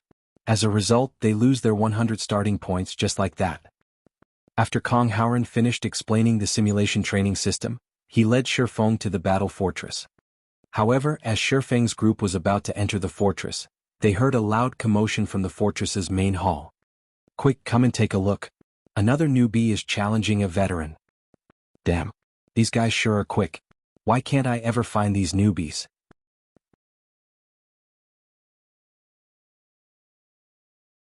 Chapter 890, Deep Foundation. Inside the splendid hall, over 100 people crowded around a large screen suspended in the air. This newbie sure is unlucky. He actually challenged a veteran without undergoing the beginner's training. All newbies are like that. They think that they can defeat Violent Bear just because they are strong in their own guilds. Does he really think the battle points are that easy to earn? Everyone began to chat merrily as they watched the screen. Such fights had become entertainment to flavor their lives. As for a newcomer's chances of defeating these veterans, their only answer was a meaningful hee-hee. Sure enough, Violent Bear is bullying another newbie. He only recently finished conning the last one, and he's already at it again. Kong Howren sighed ruefully when he noticed another battle brewing. Didn't they say that it was the newcomer who challenged that violent bear fellow? Why would you say that he's conning the newcomer? Shifeng asked curiously. It's like this.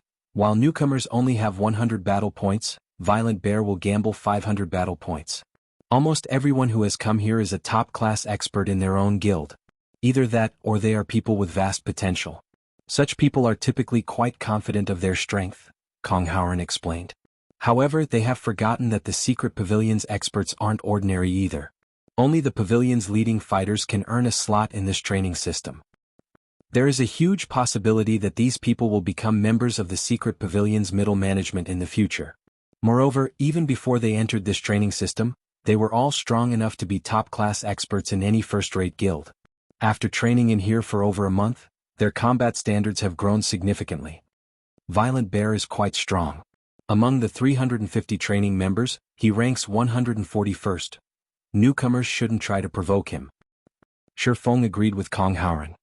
In God's domain, first-rate guilds and super guilds lived in two completely different worlds.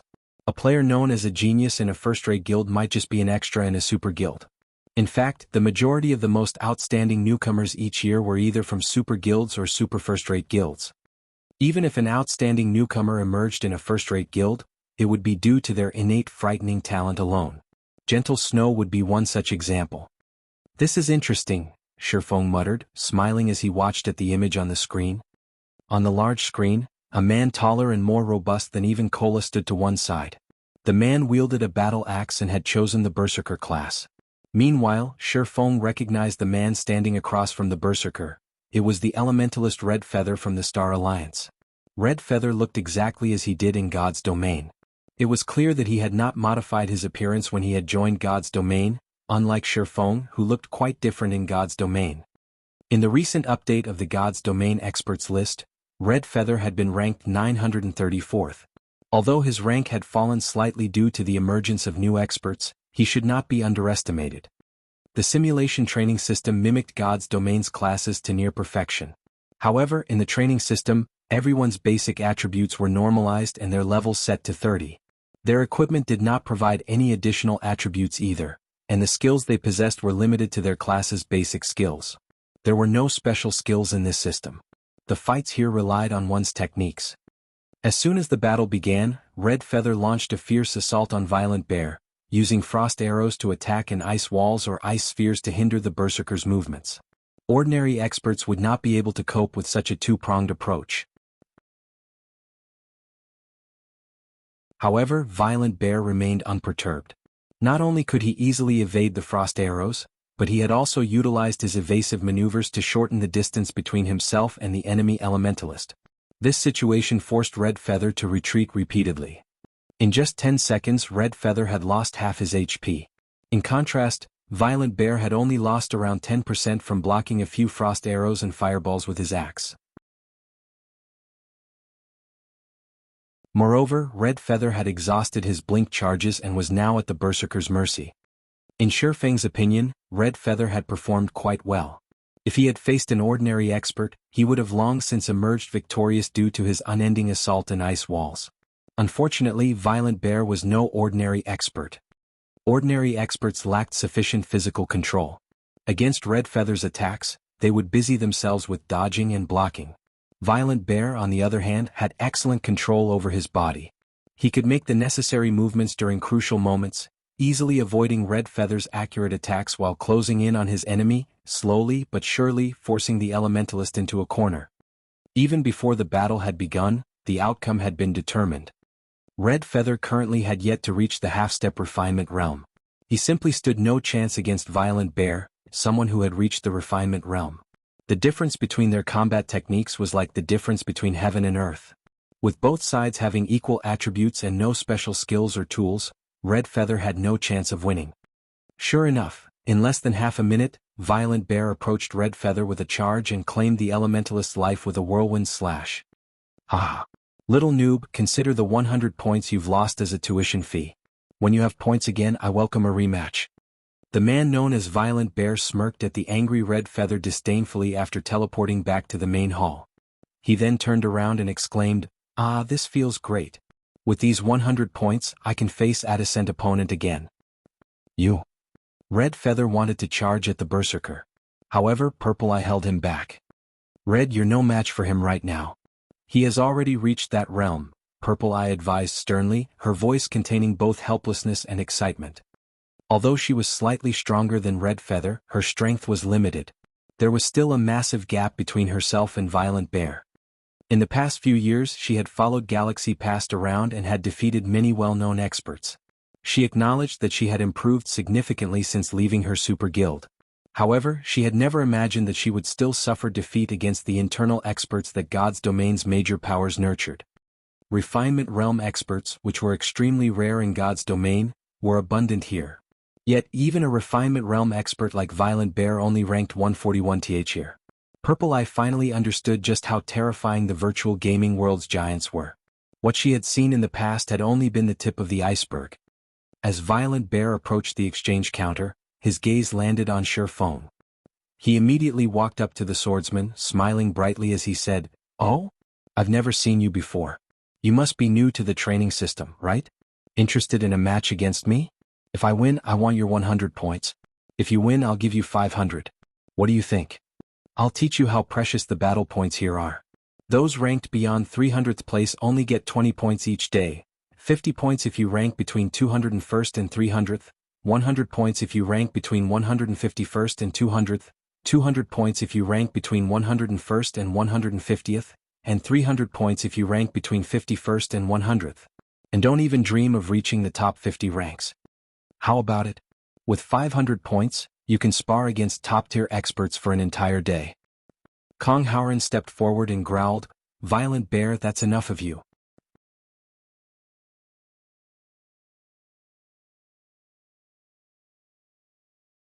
Chapter 891 Newcomer's Nightmare.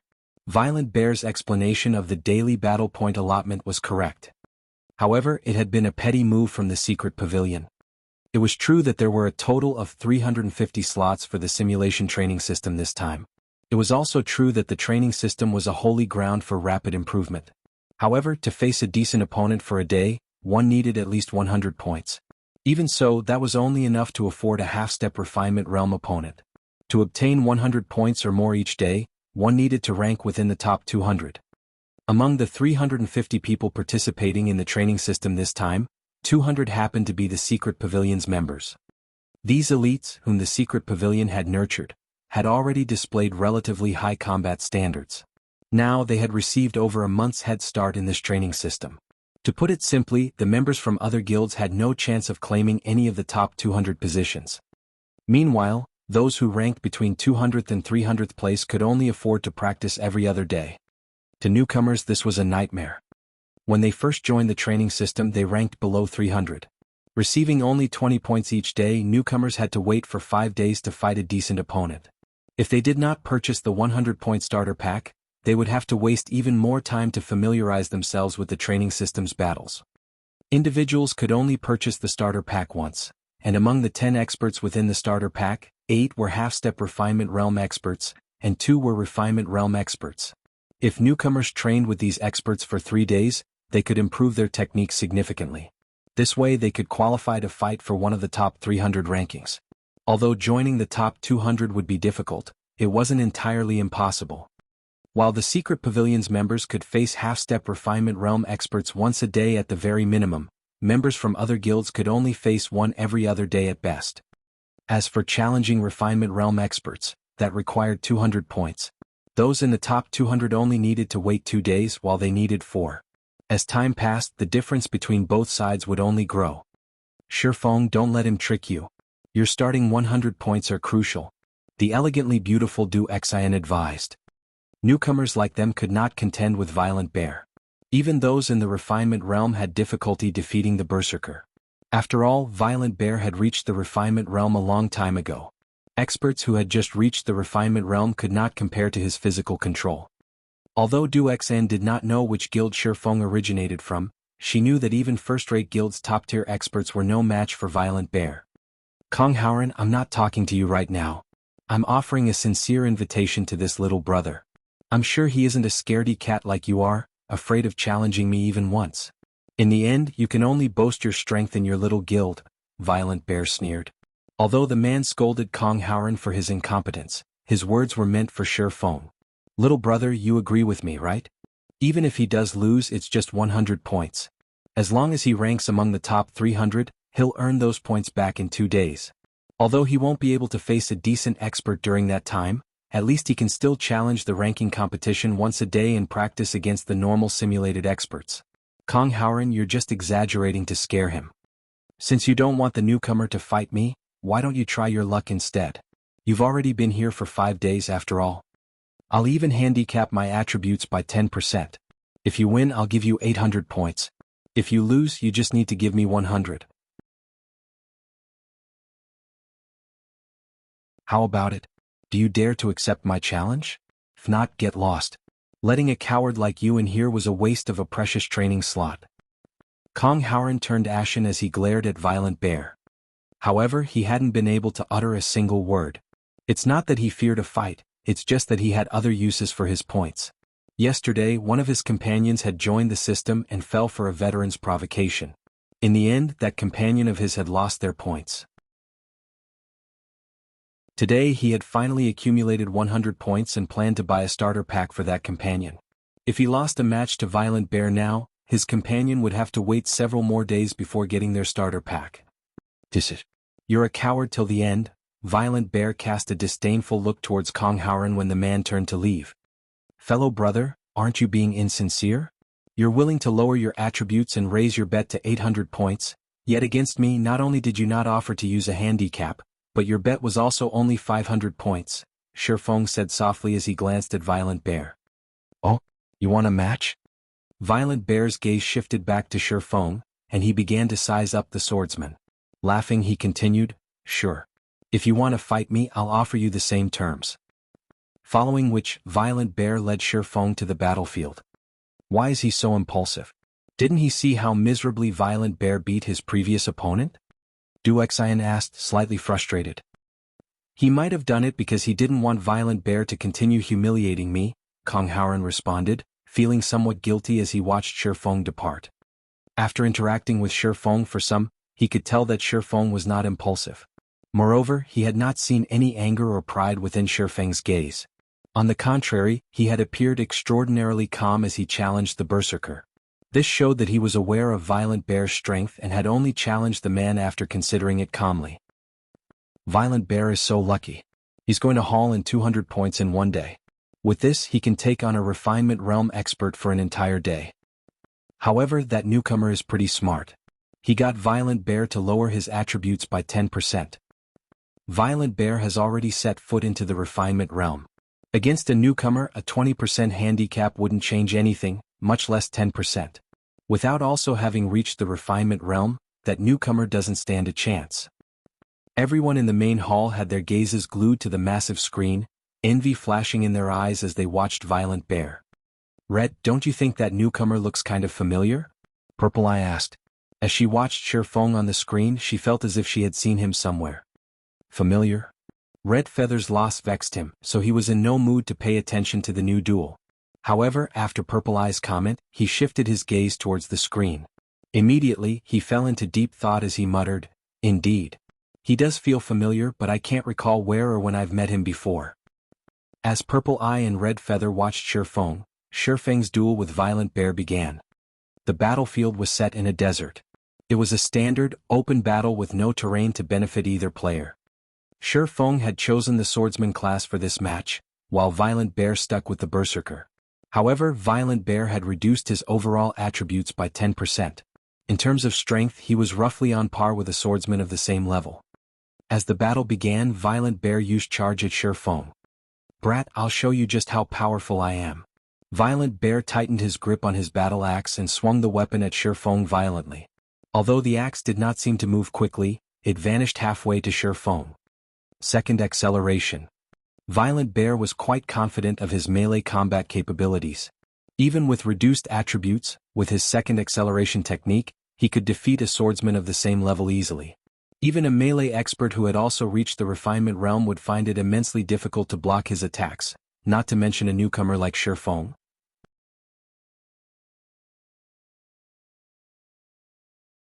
Chapter 892, Breaking the Norm. So fast. His attack disappeared. What technique is that? Many of the spectating newcomers were shocked when Violent Bear's battle axe suddenly disappeared before their eyes. However, when Red Feather witnessed this, wrathful flames flared in his eyes. That bastard. He held back against me. Red Feather clenched his fists as he glared at Violent Bear on the screen. If Violent Bear had used this move against him, the match wouldn't have even lasted 30 seconds. Although the newcomers in the hall were surprised, the secret pavilion's veterans were indifferent. They were used to seeing this move. Does he really need to be so serious against this newcomer? He might want to end the battle quickly. But this newcomer sure is unlucky. He's forced to realize the disparity between us so soon after entering the training system. I'm guessing his confidence has shattered by now.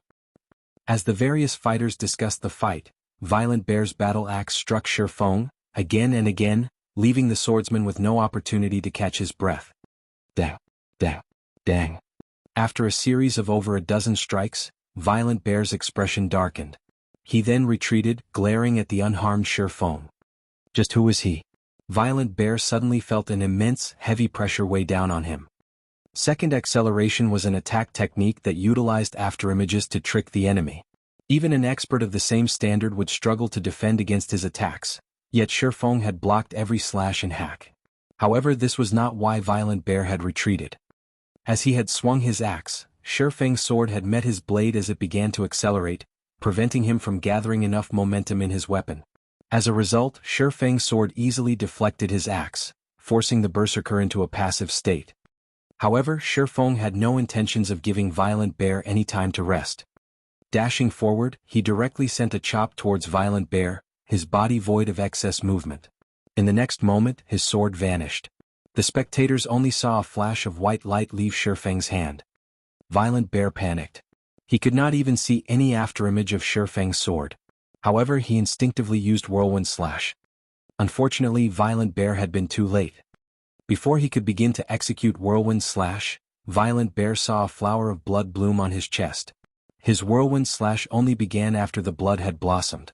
However, before his spinning axe could strike Shifeng, the weapon stopped as if it had struck a wall, scattering sparks. The sudden halt forced the berserker back a step.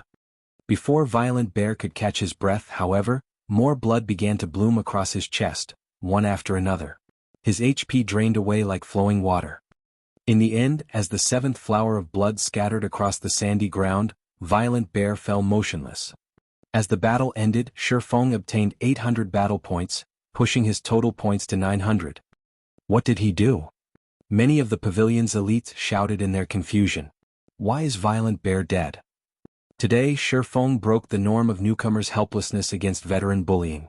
Violent Bear had clearly been on the offensive throughout the match, yet he had retreated and Shifeng had given chase, spilling the berserker's blood.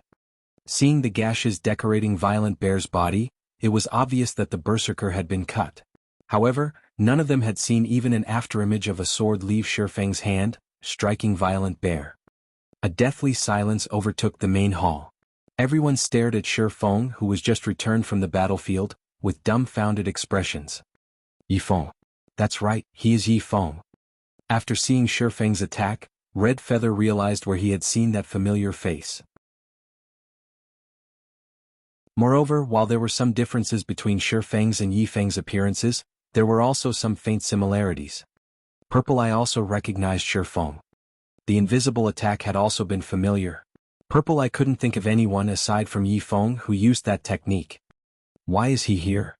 Purple Eye was astounded. She couldn't believe her eyes.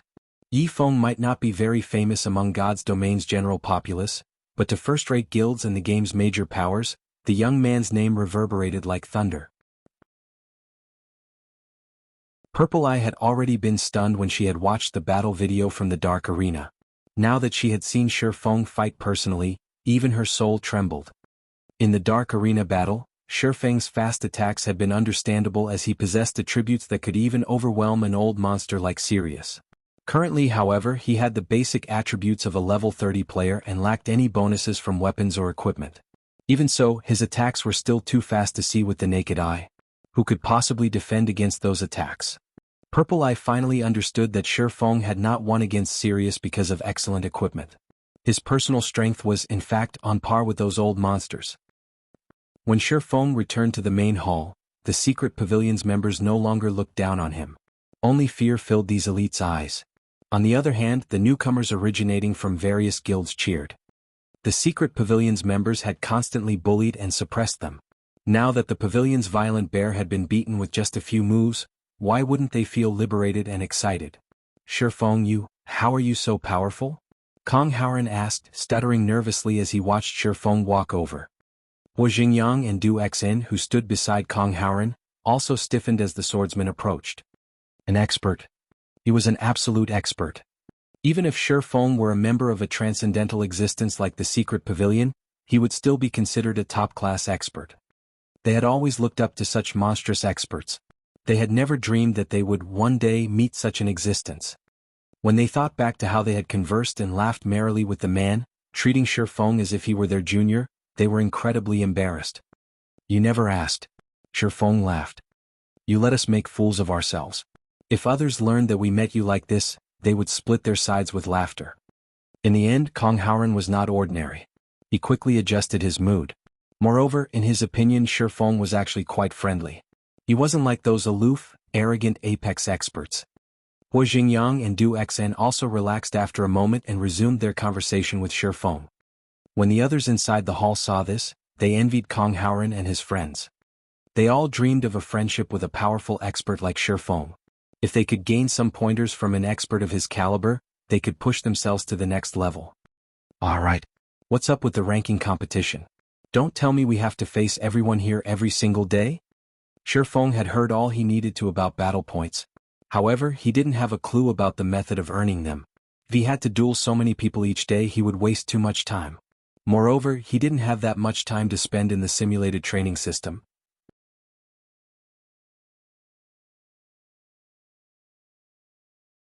Chapter 893, Battle Tower. Kong Haoran and his companions laughed when they heard Shifeng's question. There were a total of 350 people in the simulation training system. If they had to fight so many people every day, they would die from exhaustion. Not to mention, no one had that much time to waste. After all, every person here was a professional gamer. They spent most of their energy in God's domain. A player's strength did not only rely on combat standards and techniques. Weapons, equipment, and tools also factored into a player's combat power. Otherwise, players wouldn't pursue better weapons or equipment. The simulation training system's ranking competition isn't a competition between players. Rather, it depends on your results in the battle tower. The battle tower is somewhat like the Divine Colosseum's trial tower, Kong Haoran explained. He then pointed towards the large portal in the middle of the hall, saying, "That's the trial tower that decides our ranks." The battle tower has a total of 7 floors. The higher the floor you reach, the more combat points you will earn. In the end, the system uses the battle value to determine our ranks. Inside the battle tower, everyone's attributes are normalized. However, you can only enter the tower once per day, and the ranks are determined every midnight. Generally, you must be prepared before challenging the tower. Otherwise, you'll likely be eliminated and waste your chance. So, that's how it works. Shifeng could not help his growing interest in the battle tower. He shifted his gaze back to Kong Haoran and asked, "Which floor have you guys reached so far?" "This?" Kong Haoran scratched his head. Awkwardly, he replied, "We're still on the first floor." "Is it that difficult?" Shifeng asked in surprise. He could tell that Kong Haoran's combat standard was quite high. Although the man was no match for Red Feather, he was not far off. In a first-rate guild, he would be considered a top-class expert there. In terms of the Divine Colosseum's trial tower, Kong Haoran would be a 6th-floor expert at the very least, yet such an expert was stuck on the battle tower's first floor. How difficult was this tower? In truth, all of the newcomers are stuck on the first floor. Only the pavilion's group have reached the 2nd floor. Violent Bear, for example, is on the 2nd floor. However, he ranks among the top of those on that floor, Kong Haoran explained. The experts who have reached the 3rd floor rank within the top 100. Their ranks practically never change. The most we can do is fight for the top 200 spots. The top 100 are monsters. The battle tower's difficulty has been set incredibly high. I really don't know why the secret pavilion made 7 floors. I've heard that, even so many years after the pavilion created this training system, nobody has the 7th floor. The highest record is the 6th floor. When they spoke of the tower's difficulty, both Hua Xingyang's and Du Xian's expressions twisted into something ugly. They were their guild's prided geniuses in God's domain. Countless players looked up to them, yet upon joining this simulation training system, they had been stuck at the bottom of the food chain. Although Kong Haoren had entered the top 300 ranks, it was beyond these two, and they were limited to a pitiful 20 points each day. The record holder has only reached the 6th floor? Shifeng was even more surprised. A transcendental power like the secret pavilion should have a few old monsters who had, at the very least, reached the domain realm, yet even they had only managed to reach the 6th floor. It was hard to imagine just how difficult the 7th floor must be. As he learned more, Shifeng's curiosity about the battle tower grew. Since Shifeng currently had 900 points, he had no interest in the starter pack. At the very least, he needed a Void Realm expert as a decent opponent. However, simulating Void Realm experts required 1,000 points. As for Domain Realm experts, facing them cost 2,000 points. Following which, under Kong Haoren's guidance, Shifeng entered the battle tower. As Shifeng entered the battle tower, news of his overwhelming victory over Violent Bear spread like wildfire. After all, this was the first time a newcomer from another guild had defeated a secret pavilion elite. Furthermore, Violent Bear was an expert that ranked among the top 150. Many people, curious about how well Shifeng would fare in the battle tower, rushed to the battle fortress to watch. Since this brat had easily defeated Violent Bear, he shouldn't have any problems reaching the 3rd floor. If he does, someone's going to get kicked out of the top 100. How can that be? The 3rd floor isn't easy to reach. Moreover, Violent Bear had handicapped 10% of his attributes in that battle. Damn, which guild did that guy come from? He's so strong. If he reaches the 3rd floor, he'll place a new record. I recall that the best record an expert from a different guild had set on their first try was the 2nd floor. However, that person is a true genius. Even the pavilion is trying to recruit them. The battle fortress's main hall exploded with commotion as everyone focused on the ranking lists before the battle tower. Even now, people streamed into the main hall all talking about Shifeng. For a time, Shifeng was the fortress's focal point. Quick look. Isn't that Wen Hua? Why is she here? Are you kidding me?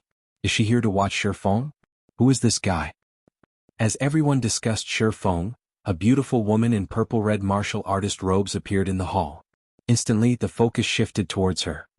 Everyone's, including Kong Haoren's group and Purple Eye, who rested in a corner, jaws dropped. Most people in God's domain might not recognize the woman, but in this simulation training system, Wen Hua was a celebrity. Everyone knew about her. Why is she here? Did she discover Shifeng's identity as well? Watching Wen Hua slowly walk into the hall, becoming the center of attention, an indescribable sense of jealousy and admiration welled up in Purple Eye's heart. In terms of appearance, Wen Hua could even stand shoulder to shoulder with the snow goddess of Ouroboros, Gentle Snow. In terms of talent, however, Wen Hua surpassed Gentle Snow by leaps and bounds. Wen Hua was very young, much younger than Gentle Snow. To experts, age was a form of capital. Some people could reach the refinement realm at the young age of 18, while others only did so after turning 20. Although there was only an age difference of 2 years, this time gap could determine how far a player would go. Although both were considered geniuses, the difference in talent was massive. If one reached the refinement realm at the age of 18, there was a high chance for them to reach the peak of the virtual gaming world during their lifetime. They would likely become an old monster, becoming a domain realm expert in the future. However, those who managed to enter the refinement realm at the age of 20, without any special opportunities, would, at most, become an ordinary upper echelon in some super guild. Meanwhile, at the young age of 17, Wen Hua had reached the refinement realm. Currently, at 19, she had reached the peak of the flowing water realm. The pavilion's old monsters commented that Wen Hua lacked inspiration and could break through to the void realm at any moment. A 19-year-old void realm expert would have endless opportunities in their future. The secret pavilion had treated Wen Hua like a rare, precious seedling and spared no expense to nurture her. The pavilion's old monsters often offered her pointers. She was likely to become the secret pavilion's future heir. Meanwhile, such an amazing woman had actually shown up to watch a newcomer. Why wouldn't this be shocking?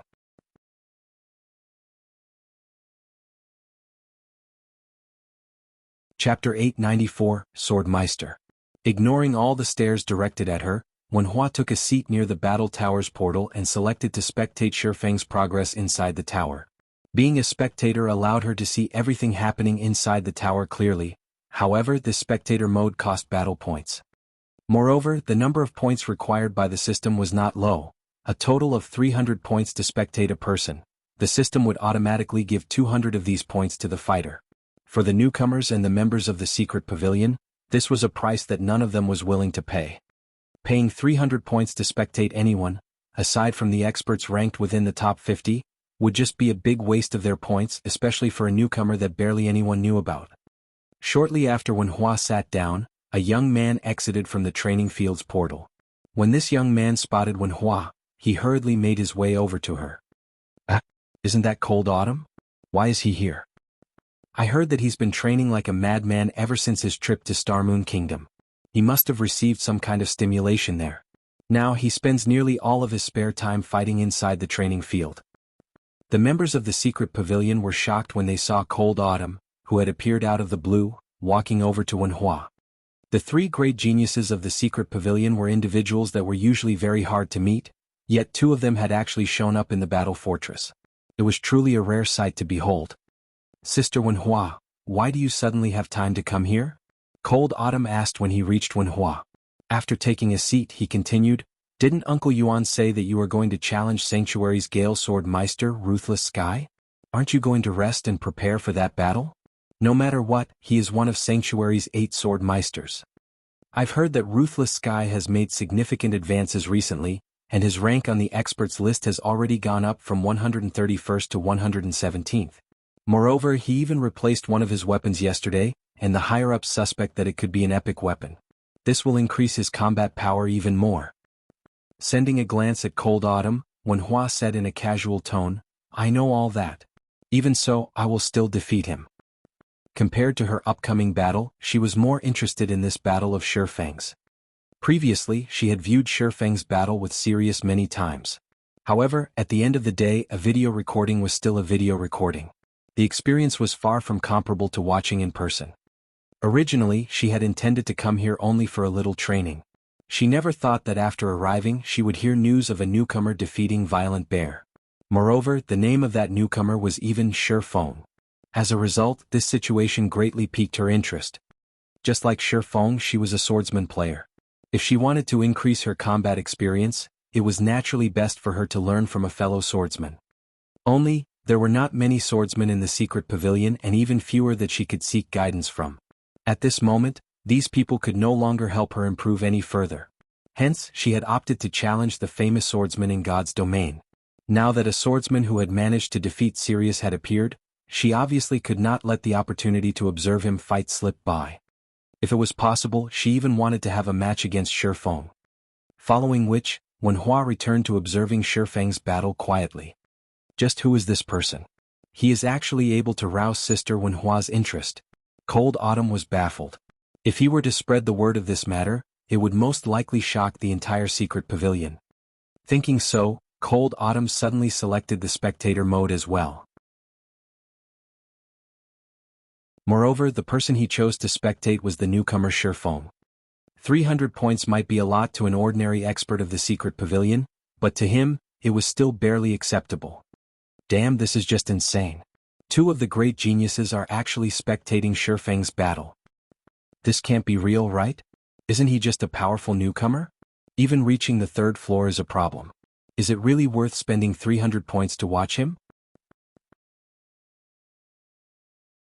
The mouths of the players in the main hall hung wide open as they watched Wenhua and Cold Autumn quietly sitting beside the battle tower's portal.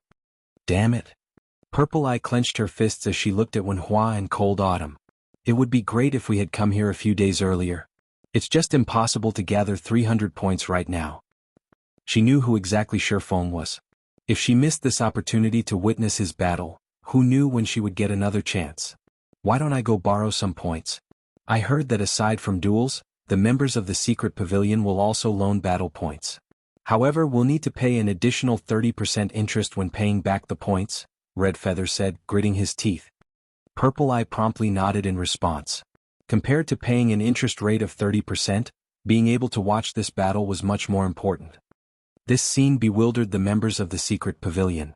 They could not understand just what kind of attraction Shifeng held to rouse the interest of not only the pavilion's geniuses but also the newcomers. Inside the battle tower, Shifeng was currently standing in the middle of an endless plain with a total of 49 prairie lions and 1 prairie lion king surrounding him. Prairie Lion, Elite Rank. Level 30.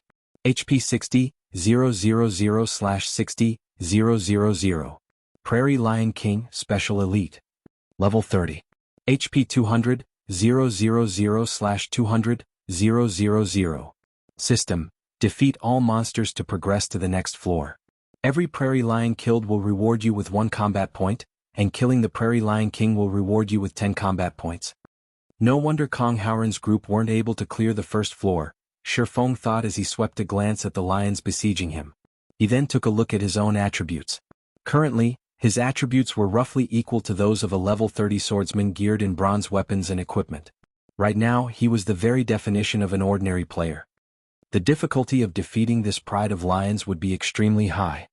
Moreover, this place was an endless grassland, offering no terrain whatsoever that players could take advantage of, which further increased the difficulty. Roar! The prairie lion king bellowed angrily and advanced. Simultaneously, the prairie lions surrounding Shifeng pounced at him as well. An ordinary player would usually panic if faced with attacks coming from all sides. They would instinctively attempt to rush out of the encirclement. As for expert players, they would choose to fight while retreating, slowly but surely killing these monsters. However, Shifeng did neither of these things. With an ordinary level 30 player's attributes, he simply had no chance of outrunning the prairie lion king. On the contrary, attempting to do so would place himself in a disadvantageous situation. Facing the incoming pride of lions, Shifeng began brandishing the twin swords in his hands. In the next moment, countless streaks of sword light flashed around Shifeng, forming a barrier of sorts around him. Any lion that came at him would have their joints struck by Shifeng's swords. Although Shifeng's strength was insufficient to repel the prairie lions, he still managed to deflect their attack trajectories slightly. Seen from afar, the half-dozen prairie lions attacking Shifeng appeared to be intentionally circling the swordsman, their attacks all landing on thin air. As these prairie lions moved past Shifeng, a streak of sword light would strike at their bodies, causing over -1,500 damage to the elite monsters. As the battle continued, the prairie lions died one after another. This person is clearing out the prairie lions so quickly. Cold Autumn was filled with shock as he observed this scene. Just who is this person? He knew full well just how hard it was to deal with these prairie lions. Simply dodging their attacks was very exhausting, yet Shifeng was actually toying with these elite monsters like they were kittens right now. Despite Shifeng having the same attributes as he did when he challenged the first floor, Shifeng's clearing speed was at least double his. These prairie lions posed no threat to Shifeng at all. Only the prairie lion king, whose speed was much faster and strength was much greater than the prairie lions, presented a challenge for Shifeng. However, utilizing his positioning to guide the prairie lions, Shifeng turned the prairie lions into shields for him, having the elite monsters receive all the attacks of the prairie lion king instead. After each successful block, Shifeng would also follow up with a counterattack, each of his blows dealing over -1,200 damage to the special elite. The prairie lion king's HP fell at a rate visible to the naked eye. In the end, the special elite died without even managing to land a paw on Shifeng, its body lying motionless on the ground. Meanwhile, the players present in the main hall of the battle fortress suddenly fell silent, every one of them staring at the record board of the battle tower's first floor with a dumbfounded expression. At this moment, the first floor's original fastest clear record of 47 minutes 27 seconds had actually been broken.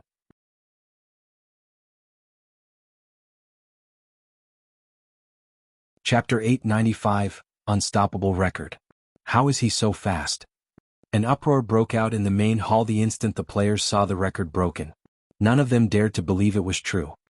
The clear record for the battle tower's first floor had stood for a very long time now. Most people required nearly 2 hours to deal with the monsters on the first floor, taking at least double the record time. Even the personal bests of the 3 great geniuses of the secret pavilion were relatively far away from the record clear time. Yet Shifeng had broken it easily. 37 minutes 24 seconds. Everyone grew extremely curious as to what had happened inside the battle tower when they saw this new record. Just what did Shifeng do to clear the floor so quickly? Sister Wenhua, just who is this person? Cold Autumn could not help but ask when he saw this new record. The Battle Tower's record had remained unchanged for many years now. Even if someone could surpass it, the person capable of doing so definitely should not be a young man like Shifeng. Nevertheless, a newcomer originating from another guild had beaten the best record by over 10 minutes. You've also seen this person before, Wenhua replied, chuckling. I've seen him before? Cold Autumn grew curious at these words. However, he could not figure out where he had seen Shifeng before. He is Yi Feng, the apex swordsman who defeated one of the wolf kings of the battle wolves, Wenhua added, her words invested with strong fighting spirit. When she had only seen Shifeng's battle videos before, she merely thought of having a match with him. Now, however, what she wanted to do was surpass the man. However, what she had to do first was defeat Sanctuary's Gale Sword Meister. He is Yi Feng? Cold Autumn gaped as he took in Shifeng's youthful appearance. Even though Shifeng looked relatively young in God's domain, Cold Autumn had thought that Shifeng's true age should be around 25 or 26. Now, however, it would seem that the man was only 21 or 22 years old. He was not that much older than Wenhua, yet he had already managed to defeat the legendary Sirius. Although he had relied mainly on his equipment advantage and skill advantage, a win was still a win. Sister Wenhua, aren't you being a little too mean? Since you already knew he was that Yi Feng, why didn't you tell me? I nearly missed out on a big opportunity to spectate one of his battles, Cold Autumn grumbled. Inwardly, however, he felt thrilled. At the cost of just 300 battle points, he got to spectate the battle of an expert like Shifeng. This was an opportunity that could not be bought even with money. Everyone has their own opportunities. If you miss it, then you can only consider yourself unlucky. Just like the time when the Glorious Lions went up against the Azura battle team. Who knew that the battle at that time would become one of the most memorable battles in the Dark Arena? Wenhua sighed as she shook her head. Alright, enough talking. Focus on watching. We won't get another chance like this as easily later on. While Wenhua and Cold Autumn were chatting, many of the Secret Pavilion's members had also gritted their teeth and chosen to spend 300 points to spectate Shifeng's battle. A person capable of breaking the record of the first floor definitely possessed extraordinary abilities. After just a short moment, the number of people spectating Shifeng's battle grew to a total of 13, instantly increasing Shifeng's battle points to 3,500. Inside the battle tower, when Shifeng progressed to the second floor, he was transported into a dark nest. Visibility was very low, and his vision only extended to 10 yards at most. He could also hear rustling coming from all around him, the sounds being hair-raisingly creepy.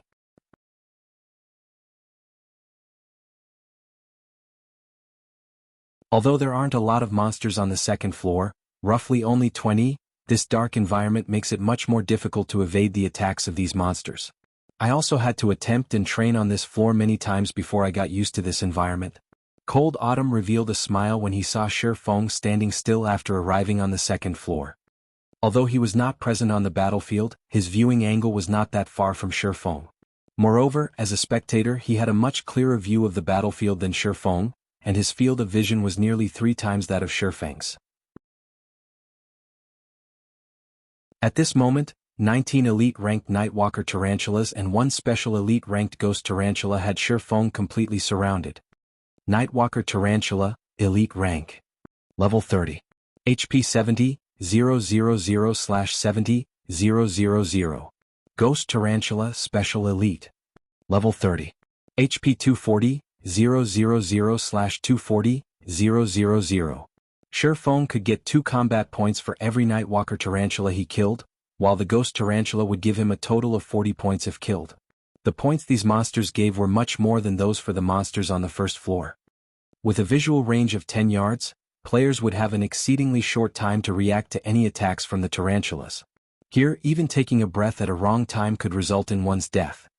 Even if players were just going up against monsters of the same level, the difficulty of the second floor was significantly higher than the first floors. Hence, the number of experts that had managed to clear the second floor among the participants of the training system this time around was extremely low.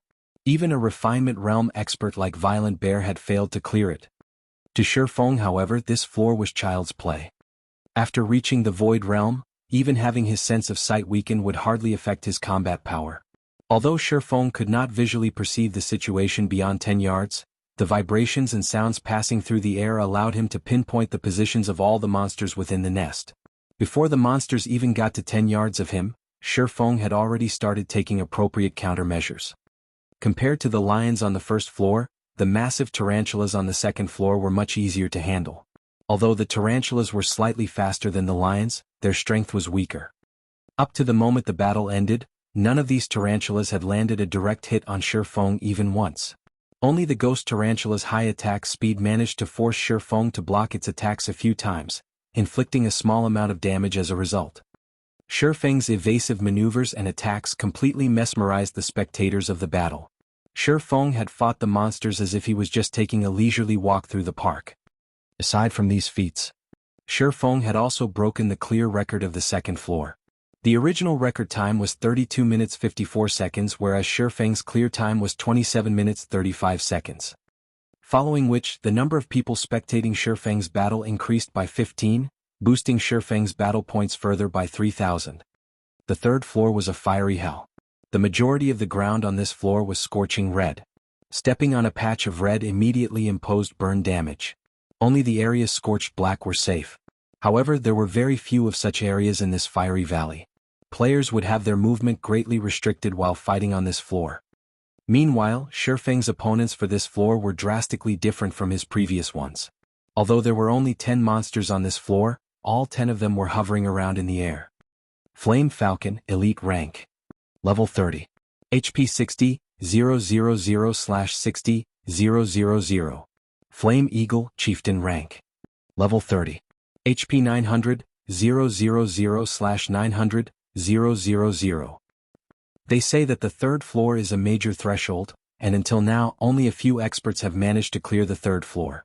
Just how far will he be able to go? Looking at Shifeng remaining motionless, many people began wondering how he would avoid the attacks of the Flame Eagle. A chieftain was much stronger than a special elite. Dodging attacks from such a monster was already extremely difficult to begin with, not to mention the various constraints the environment placed on Shifeng's movements.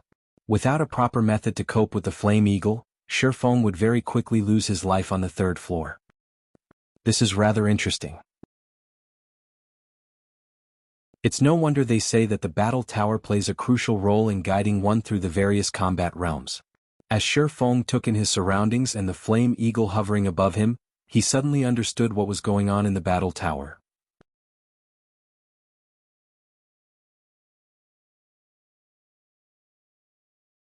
Chapter 896, Skyrocketing Points.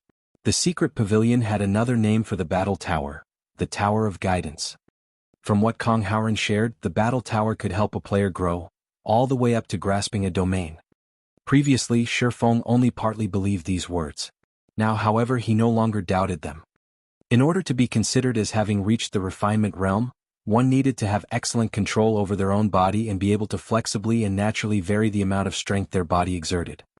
The flowing water realm required one to perceive and observe the opponents. One had to be able to distinguish their opponent's thoughts and carry out appropriate responses in advance by observing the opponent's minute movements. To put it simply, one needed to be able to react before their opponents even acted. The Void Realm demanded a certain amount of control over one's surroundings.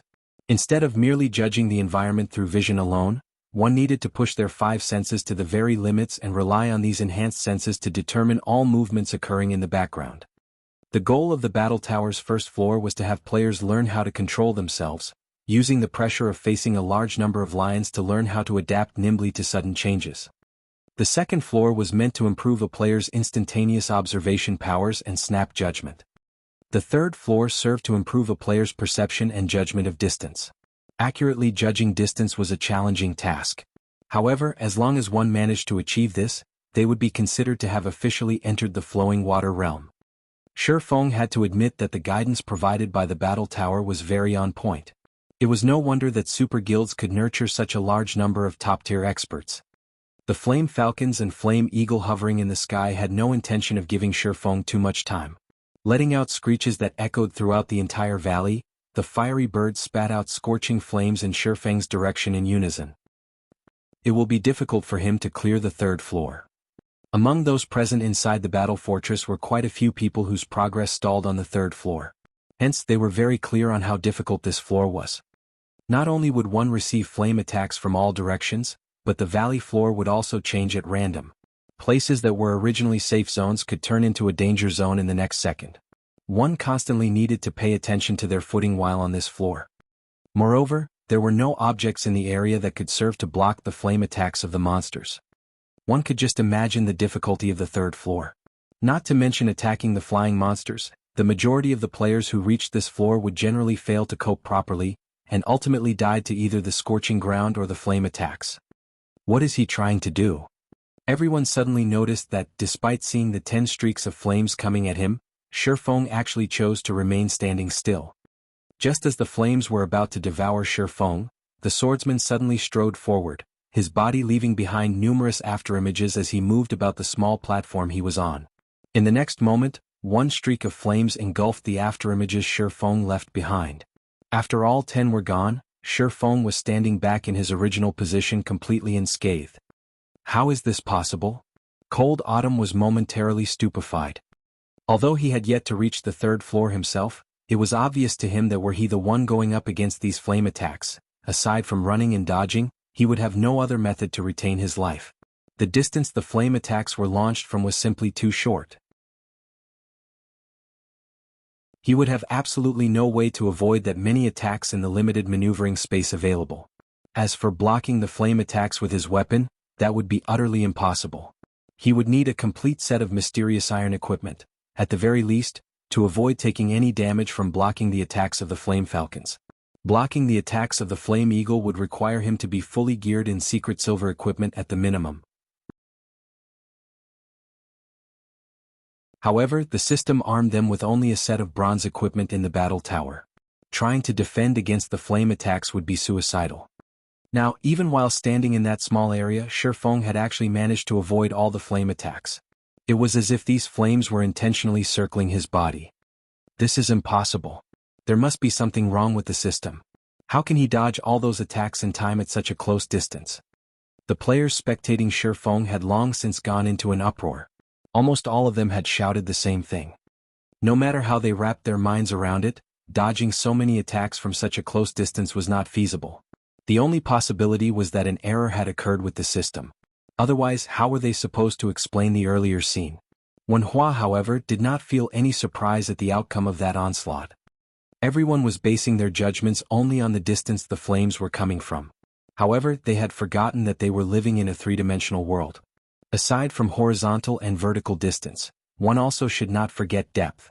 On the screen it might seem as if all 10 flame attacks came over similar distances. But in reality, the distance each attack needed to travel was different. As all 10 attacks were launched simultaneously, the times at which the attacks reached Shifeng would differ slightly. Meanwhile, Shifeng had utilized the small time difference in the arrival of the attacks to systematically evade them one after another. The one part about this scene that annoyed Wenhua, however, was that she had not noticed the slightest bit of haste or anxiety in Shifeng's movements. The man had casually dodged the attacks as if he was just taking a leisurely stroll, his actions containing no excess movement whatsoever. Wenhua even felt a shiver go down her back when she looked at how smooth and natural his movements were. The numerous surprised gasps coming from the spectators immediately attracted the attention of those resting in the main hall, every one of them looking at these several spectators in confusion. What's up with them? Aren't they just spectating a battle? Is there a need to go so crazy over it? This curiosity now tempted many more people who were reluctant to part with their points. Such a commotion had never occurred before, even when the upper echelons of their guilds fought in the battle tower. What exactly was going on inside the battle tower? Just as everyone was hesitating over whether or not to spectate Shifeng's battle, a middle-aged man dressed in luxurious red-black martial arts robes entered the hall. With quick steps, this middle-aged man walked up to the portal of the battle tower. After finding a quiet place to sit in, the man then chose to spectate Shifeng's battle. Damn. This is madness. This is simply madness. Why has Elder Yuan come over as well? Isn't this a training system meant to nurture youths with potential? He couldn't be here too. All the bystanders suddenly thought of a possibility when they looked at Yuan Tiexing quietly sitting down and calling out his system interface. However, none of them could accept this shocking thought of theirs. Those who had still been hesitating immediately looked for seats and chose to spectate Shifeng's battle. Instantly, the number of people spectating Shifeng increased to 63. Those who lacked the points to spectate were all stupefied by this scene. Even when the upper echelon of the secret pavilion came to challenge the battle tower, the number of spectators would be around this number at most. Moreover, today was a day when many people were busy with their own matters and had not come to participate in the training system. Otherwise, the number of spectators right now would definitely rise even higher. Just who is Brother Shifeng? The shock Kong Haoren was feeling right now at this sight was many times more intense than what he felt when he had faced off against an army of over 100,000 elite players. I would be set for life if I could have this many people spectating my battle. Wu Xingyang could not close his mouth as he saw this scene. Just how many battle points could he earn if he had this many people spectating his battle as well? Even if he fought against a refinement realm expert every day, those points could last him for 2 whole months. On the 3rd floor of the battle tower, Shifeng repeatedly dodged the flame attacks sent at him. Even when the terrain changed, he managed to reach a safe zone immediately. Occasionally he would also attack with a flying dart. Although the damage he caused was low, only minus 500 points or so, none of the monsters in the battle tower had the battle recovery ability. Hence, he could slowly but surely wear down these monsters. Following which, one Flame Falcon's HP continuously decreased. The battle had already fallen under Shifeng's complete control. That's enough experimentation. It's about time things ended. He then threw out the last dart that took away the final strand of HP of a Flame Falcon. As a result of one Flame Falcon dying, the number of attacks Shifeng had to face at a single time decreased from 10 to 9, making dodging the attacks much easier for him. With no suspense whatsoever, he whittled down the remaining Flame Falcons and Flame Eagle, once again easily clearing a floor. Only, as Shifeng was not playing a ranged class, his attacks were a lot less effective compared those of ranged classes. Hence, he had not managed to break the record clear time for the 3rd floor. Even so, he still stupefied all his spectators. The reason for everyone's shock was because Shifeng's clear time for the 3rd floor was only marginally slower than the current record holders. If his ranged weapon had been slightly better and he had learned a few more good skills, he could have easily broken the record. Following which, Shifeng entered the 4th floor of the battle tower. This was also the highest floor the current batch of trainees had reached.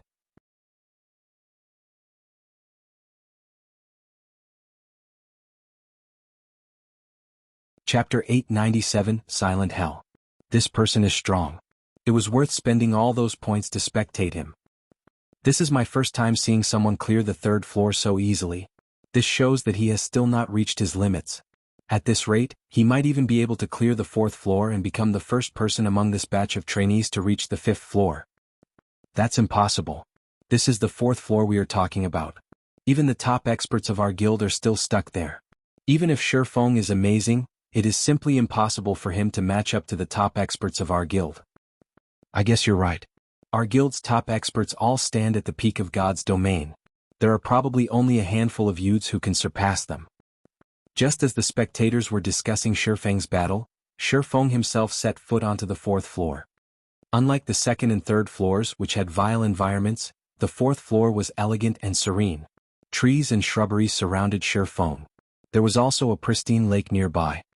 Shifeng observed his surroundings, his expression turning slightly serious. Although his surroundings looked very peaceful, Shifeng could not ignore a sense of crisis in his mind. The worst part about this hunch was that he did not know what triggered it. Even though he was standing still and doing nothing, this sense of crisis was looming closer and closer. Could they be stealth monsters? Shifeng thought of a possibility. Or to put it in another way, it was the only possibility. This sensation he was feeling right now was as if numerous top-tier assassin experts were staring at him. However, no matter how skilled and silent the assassin might be, as long as they were a player, Shifeng would more or less be able to find traces of them through sight and hearing, yet neither of these 2 senses of his had picked up anything. He discovered them so quickly. Wen Hua was somewhat surprised to see Shifeng's expression turning a little guarded. The 4th floor of the battle tower had another name to it, Silent Hell. It had a total of 8 elite-ranked Void Assassins and 1 Chieftain-ranked Null Assassin. Void Assassin, Elite Rank. Level 30. HP 50, 000/50, 000. Null Assassin, Chieftain Rank. Level 30. HP 200, 000/200, 000. Although their HPs were very low, these monsters had a special characteristic. they remained in a permanent state of nothingness. Their bodies existed in a completely different space, so one's senses of sight, hearing, and smell could not detect these monsters no matter what. Only when these monsters launched an attack would their real bodies manifest. However, they would appear for only a very short time, around 1 second at most. Aside from this brief period, attacks directed at these monsters would be completely ineffective. The difficulty of the 4th floor had left everyone who had managed to reach the 4th floor in this batch of trainees utterly helpless. Setting aside the fact that the attacks of the assassins were lightning fast, just the fact that the attacks were launched at such a close distance made dodging them nearly impossible. Or to put it in another way, it was simply impossible for someone with the attributes of an ordinary level 30 player to evade those attacks. Even if one managed to dodge those kinds of attacks, failing to counterattack in time would eventually lead to death from overexhaustion. Back when Wenhua herself had reached the 4th floor for the first time, she had died completely unaware of what had happened. And even now she was still stuck on this floor.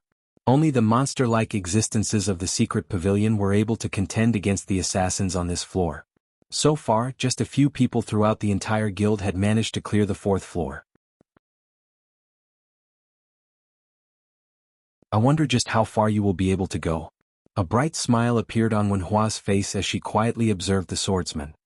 She had a feeling that, if she could observe Shi Feng clearing this floor, she might be able to break through that barrier that was preventing her from improving. Under Wenhua's gaze, Shi Feng started moving. Without hesitation, he dashed up to a nearby tree and placed his back against the large tree. This way he no longer needed to pay attention to attacks coming from behind.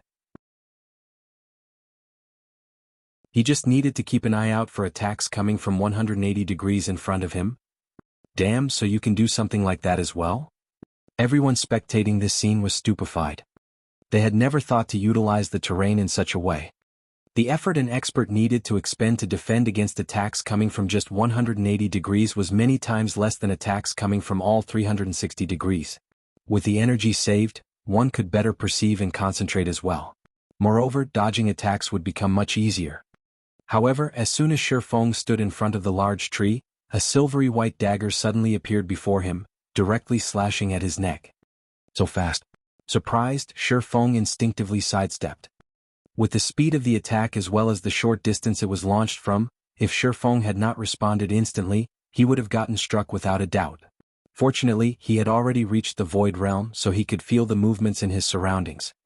Although the appearance of the dagger was very sudden, the moment the weapon materialized, it would more or less generate some fluctuations in the air, which gave him sufficient warning and allowed him to carry out preventive measures. In the next moment, the snowy white dagger brushed past his neck and left a deep scar on the tree behind him. Close on the heels of that first attack, fluctuations appeared from 2 more places. Meanwhile, the position of these fluctuations came from the direction he had sidestepped to. Shi Feng tightened his grip on his twin swords and hurriedly slashed at the locations the 2 fluctuations originated from. Puh. 2 crisp sounds echoed throughout the entire forest. The sparks generated were also extraordinarily eye-catching. Crap, isn't he too amazing? How did he manage to detect those attacks? The spectators' mouths all fell wide open when they saw the sparks flashing before Shi Feng.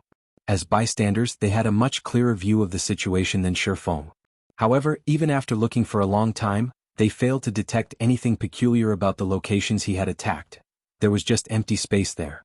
Nevertheless, Shi Feng succeeded in very accurately blocking 2 strikes. They all felt that Shi Feng was not human but a monster in human guise instead. How are his attacks so fast? Wenhua was inwardly shocked when she saw this scene, her mind constantly replaying Shi Feng's previous actions. Setting aside how Shi Feng had managed to detect the location of the attacks, just being able to execute such quick counters from such a short distance was simply unbelievable. This was definitely not a feat an ordinary human being could accomplish. Her dynamic vision was among the best in the entire guild. Even if it were a baseball moving at 160 km per hour, she would be able to clearly see and count the number of rotations the ball was making. For attacks that no one else could see, even the afterimages of, she could make out some afterimages. Although they would be extremely vague, she would still manage to see a small portion of the attack. However, Shi Feng's slashes were completely different. Normally, when an attack was launched, the speed of the attack would start from 0 and slowly accelerate up to maximum speed. However, through some unknown technique, Shi Feng's swords had gone from a standstill to moving at maximum speed instantly. There was no acceleration process in between whatsoever. Following which, Shifeng brandished his swords dozens of times, blocking every attack sent at him. Not a single scratch could be found on his body. Instead, the constant clangor of metal surrounded him. Seen from afar, Shifeng appeared to be training his swordsmanship all by himself. As more time passed, Shifeng grew accustomed to blocking the attacks of the assassins. Time to end this. Shifeng swept a glance at his surroundings, his lips curling up in a smile. At this moment he no longer bothered to block the dagger striking at him. Instead, as if he had already anticipated this attack, his body smoothly sidestepped while his right arm swung at the location the dagger appeared from. Soon after, a streak of greenish blood stained the grassy ground.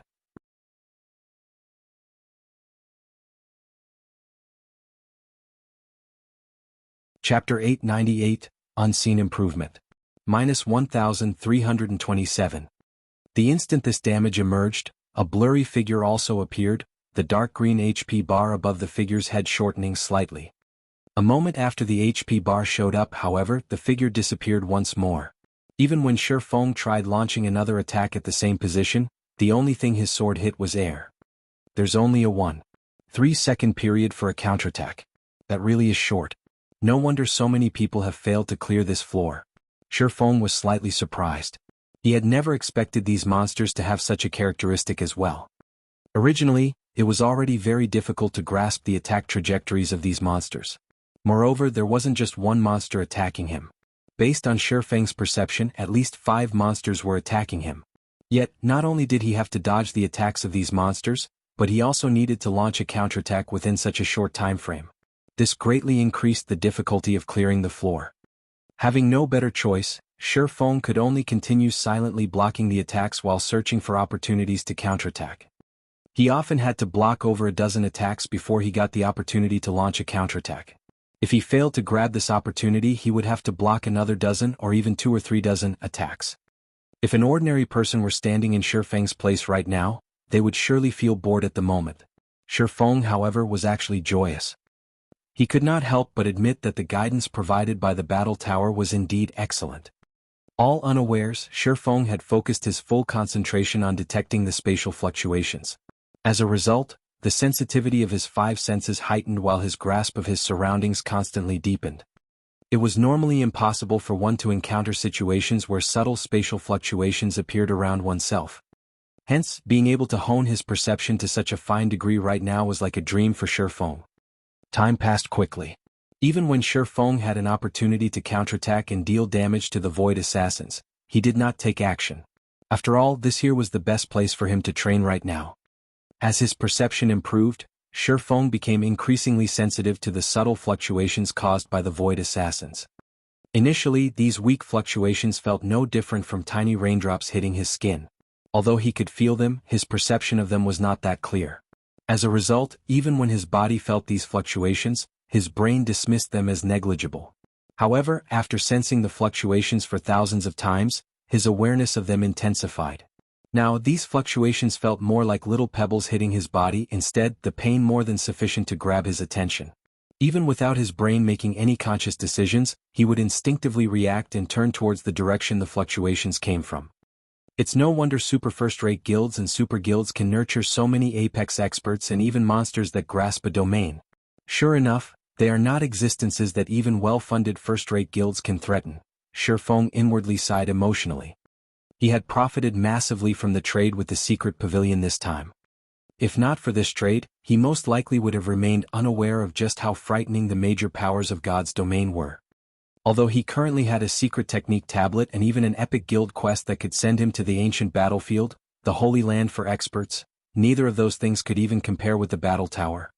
The value of the secret technique tablet lay in the fact that it allowed players to learn advanced combat techniques, which would, in turn, greatly increase their combat powers. The improvement in combat standards was only a bonus. Whether players could actually gain inspiration from learning the combat technique was a different matter altogether. As for the Holy Land, although Shifeng had never been there before, based on what he had heard about the place, the improvements one could gain there should be roughly equal to, or even inferior to, those from the battle tower. However, as the number of people the training system could accommodate was limited, the Holy Land seemed very valuable. Otherwise, the major powers of God's domain might not even bother to compete over entry to the Holy Land. What a pity. I thought he would clear the 4th floor as well. Now it seems that it isn't possible. At the rate at which he is counterattacking, his stamina and concentration will run out before the battle is over. Didn't I say so already? That place is the silent hell. If even so many of our guild's top experts can't clear it, how could a newcomer like him possibly clear it? But the fact that he has lasted for so long is already plenty amazing. This is my first time seeing someone survive this long against those monsters. Indeed. The attacks of those monsters are simply impossible to predict. If it were up to me, I'd probably be dead in less than 5 seconds. Moreover, among our batch of trainees, not a single person has managed to last as long as Shifeng on the 4th floor. With this, he can be considered the number 1 player among us. Without anyone noticing, Shifeng had risen to become the first-ranking player in everyone's hearts.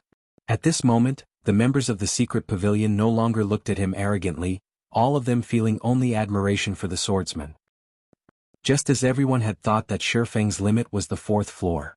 2 streaks of green blood suddenly appeared before Shifeng, the void assassin that had its body exposed, losing close to a total of 2,700 HP. That should be enough practice. There's no point in continuing this training. Let's go to the 5th floor to take a look, then. After deciding so, Shifeng adjusted his breathing and finally launched his counterattack. After a long period of tempering himself with the void assassins, Shifeng could already react to the fluctuations they caused without paying deliberate attention to them. He could now place more of his concentration on dodging and attacking instead. Although he could still improve slightly if he continued tempering himself, his remaining stamina did not permit him to do so. Moreover, compared to tempering his perception of the surrounding space, he was currently more interested in finding out what sort of trial awaited him on the 5th floor. What's going on? Shouldn't his stamina and concentration have declined significantly? Theoretically, his counterattack rate should gradually drop. So why is it now increasing? The spectators were all shocked to see Shifeng behaving as if he had just taken a dose of stimulants.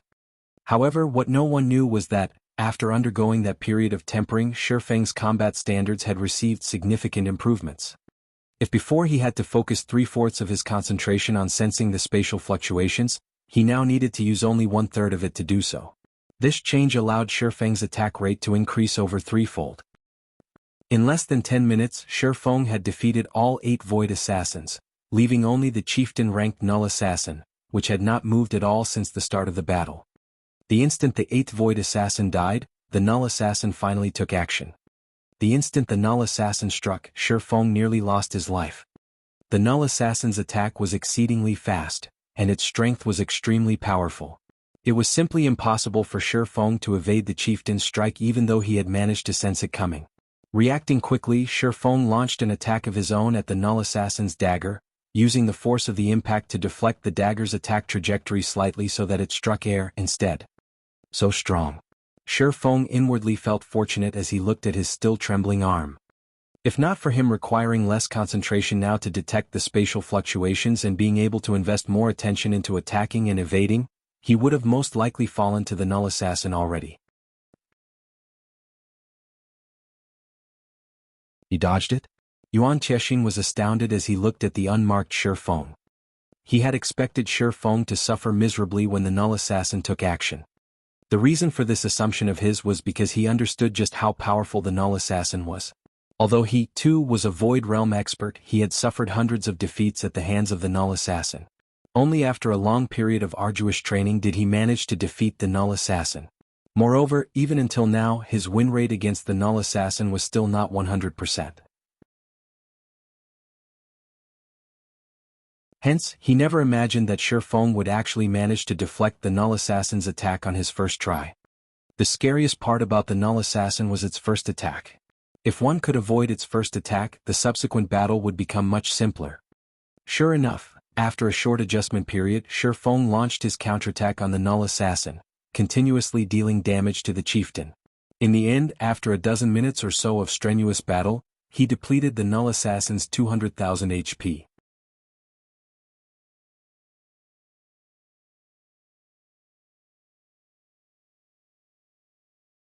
Chapter 899, Ranking Competitions Number 1. What? He cleared it just like that? All of the spectators were stupefied as the Null Assassin's corpse appeared on the ground. Until now, not a single person among their trainees had conquered the Silent Hell.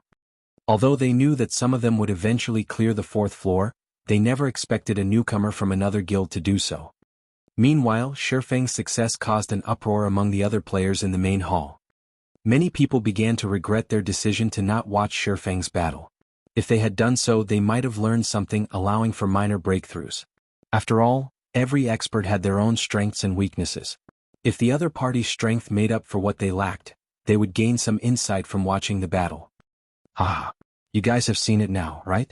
I'm not weak. It's that Shifeng is too strong. Among our batch, he ranks at the very top. With my abilities, how could I possibly be a match for him? When Violent Bear saw Shifeng clear the 4th floor, excitement replaced his previously defeated expression. He then turned to the fighters who had laughed at him and proudly proclaimed, "If you guys think I'm weak, why don't you challenge him, rather than spout bullshit from the sidelines?" Suddenly, the players who had previously mocked Violent Bear fell silent. Thinking back to the Berserker's battle against Shifeng, although Violent Bear had lost quite a few points, he had actually profited from the fight against an expert like Shifeng. Usually, for those with lower standards, it was impossible to find an opportunity to fight trainees who had reached the 4th floor. The latter despised fighting them. Violent Bear, on the other hand, had unintentionally scored a fight against an expert like Shifeng. If Violent Bear gained even a fragment of inspiration from that fight, the 800 points he had lost would have been worth it. If possible, they were willing to spend 500 or 600 points, 800 points for a match against Shifeng. However, this opportunity had obviously passed. The fact that Shifeng had secured first place in the ranking competition meant that he no longer lacked battle points. Furthermore, why would Shifeng need to fight them? On the battle tower's 5th floor. As soon as Shifeng arrived, he felt a massive mental suppression weigh on him. This mental suppression was many times stronger than the abyssal blade had exuded when he executed a skill. He felt as if he stood before a tier 5 monster, suffocating. His body's reaction speed and mobility were also heavily restricted.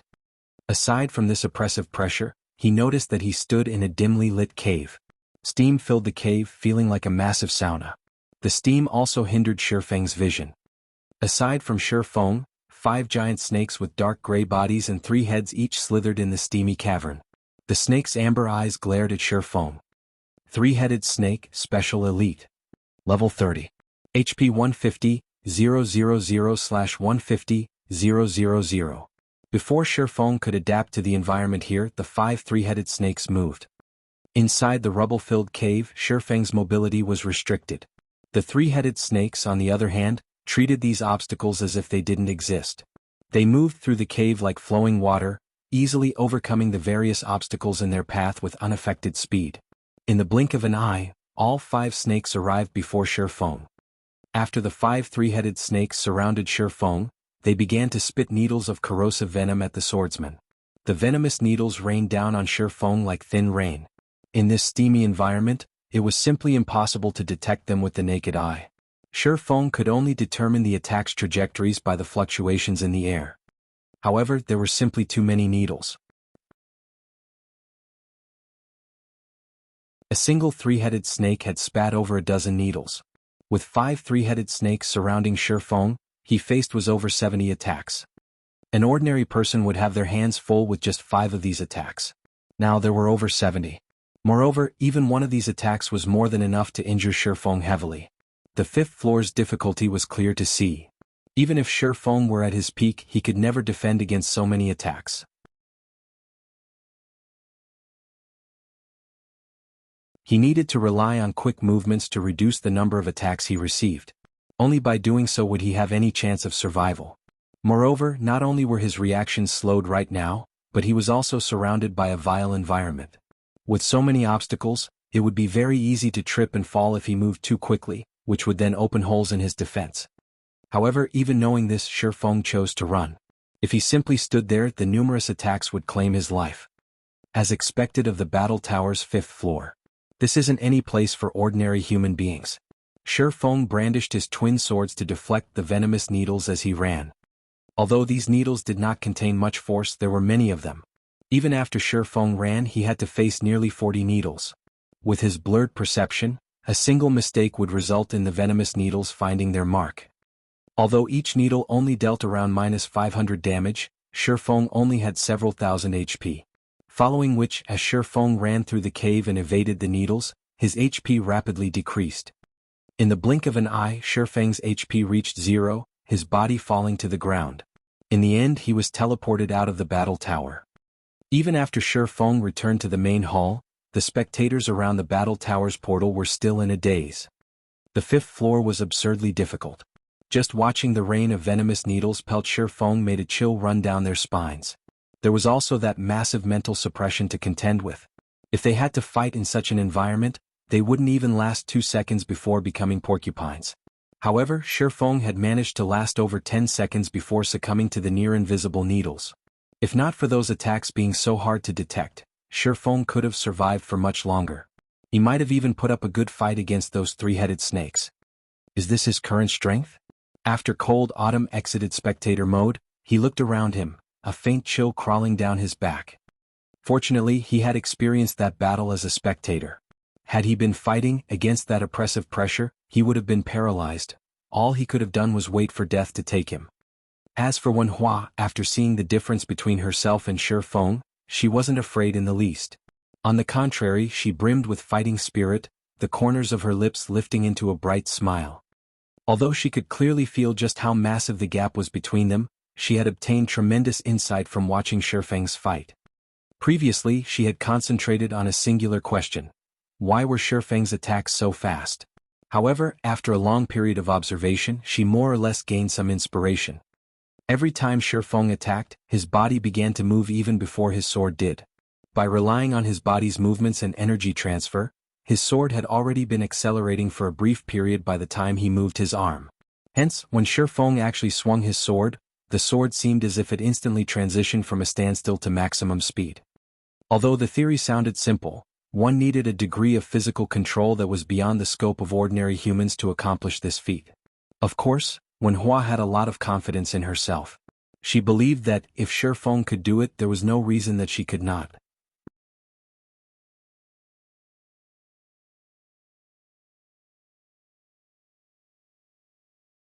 Chapter 900 Challenge.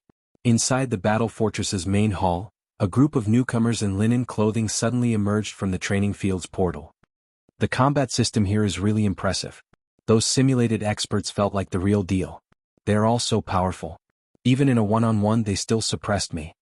When Blackie spoke about the combat training he had just experienced, he wore an amazed expression. When he fought the starter pack's first 8 experts, he has some hope of triumphing against them. However, the last 2 experts were absurdly powerful. They had defeated him easily, leaving him without any power to resist. It's a pity that there are so few experts in the starter pack. I wish we had more variations. Flying Shadow sighed. The secret pavilion is fraudulent. Just fighting those ordinary experts costs 100 points per day. If we can't rank among the top 200, we won't be able to afford them every day. Although he had only fought for a few hours against the starter pack's 10 experts, he had learned a lot. If he could face all kinds of experts over time, he would gain combat experience with flying speed. He might even reach the refinement realm after a short period. That should be enough training for us today. We still have to challenge the battle tower and raise our ranks, Fire Dance stated. Although she didn't want to waste their starter pack's duration, it was more important to raise their ranks first. If they didn't, they would be stuck with 20 battle points per day. After they had entered the training system, they had learned a lot about the battle tower and the pavilion's veterans from the other newcomers. To put it simply, it would not be easy to enter the top 200 ranks with their current strength. Furthermore, Fire Dance aimed for the top 150 ranks. Only by entering the top 150 would she receive 200 points each day, which would allow her to face 1 refinement realm expert per day. If she were stuck among the top 200, she would have to wait 2 days to challenge a refinement realm expert. As for the starter pack's experts, the first 8 weren't even a warm-up for her. Only the last 2 experts had made her work for her victory. Even after dozens of matches with those 2 experts, her win rate was only 50%. On the other hand, the secret pavilion's top 150 experts had at least an 80% win rate against the starter pack's refinement realm experts. With her current standards, it would be a relatively difficult task to enter the top 150. At the same time, she was very excited. There were only a handful of experts in Starmoon Kingdom that could pose a challenge. In the simulation training system, however, there were crowds of such experts waiting for her. Big Sis Fire, look, for some reason a lot of people have gathered over there. Violet Cloud pointed out as she looked towards the Battle Tower's portal. Curiously, she asked, "What are they doing?" When they had arrived at the battle fortress, not many people had been present. Now, however, over 100 people had crowded the main hall. "Ah, someone seems to be leaving the tower," Kola said as he saw the portal flash with white light. The figure of a man then stepped out of the portal. After a moment they recognized the familiar figure. A large crowd had huddled around the portal. As soon as Shi Feng emerged, everyone turned towards him. They looked at Shi Feng as if he were a monster, curiosity and horror flashing in their eyes. Shi Feng was simply some newbie that had joined the training system today, yet he had set foot onto the 5th floor. The secret pavilion's members had already been in the simulated training system for over a month. For some, this wasn't even their first year. Yet they were all still stuck on the battle tower's 4th floor. Hence, Shi Feng's achievement was difficult for them to swallow.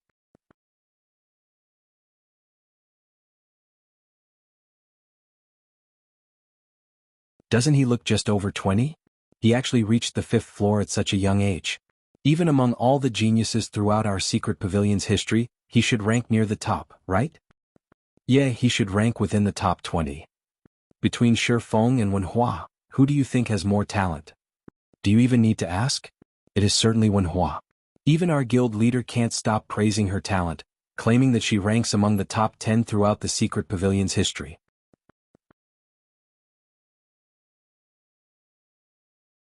When Fire Dance and the others overheard the conversation, they were momentarily at a loss for words. They did not know whether they should celebrate or smile wryly. While their heads still ached about obtaining a better rank, Shi Feng had already become number 1 in the ranking competition. Meanwhile, before Shi Feng even had the chance to relive the battle on the 5th floor, he heard the sound of an emergency notification. Shi Feng was then forcefully ejected out of the training system and forced into sleep mode. No one was surprised about Shi Feng's sudden disappearance. They all thought that he had logged out to avoid their pestering.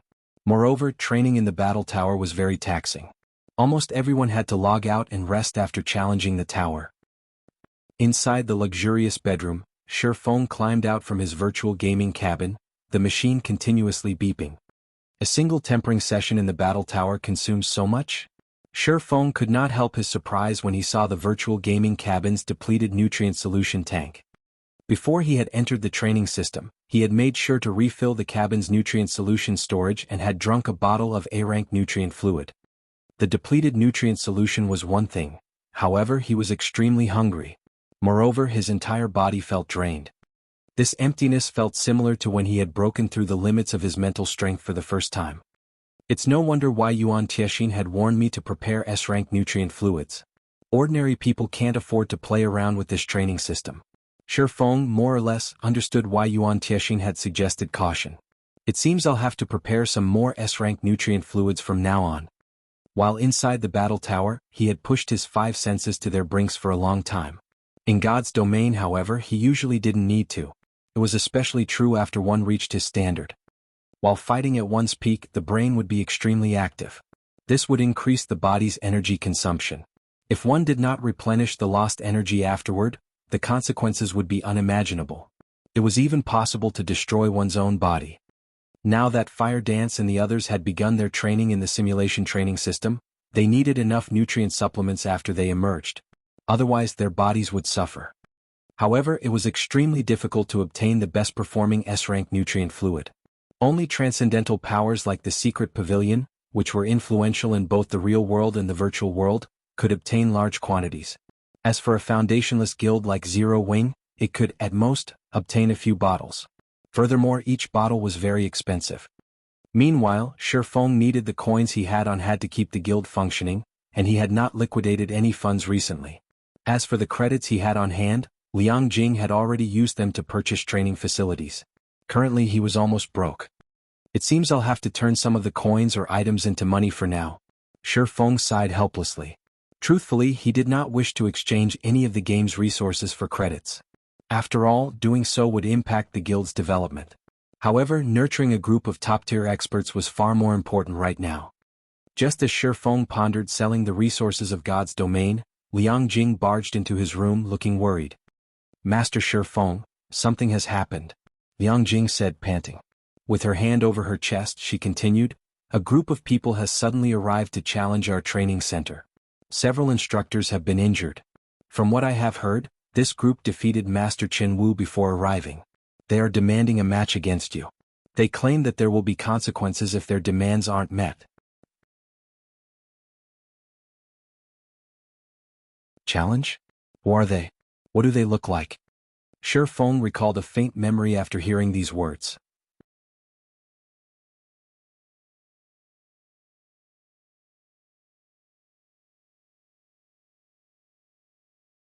Chapter 901, Silent Blade.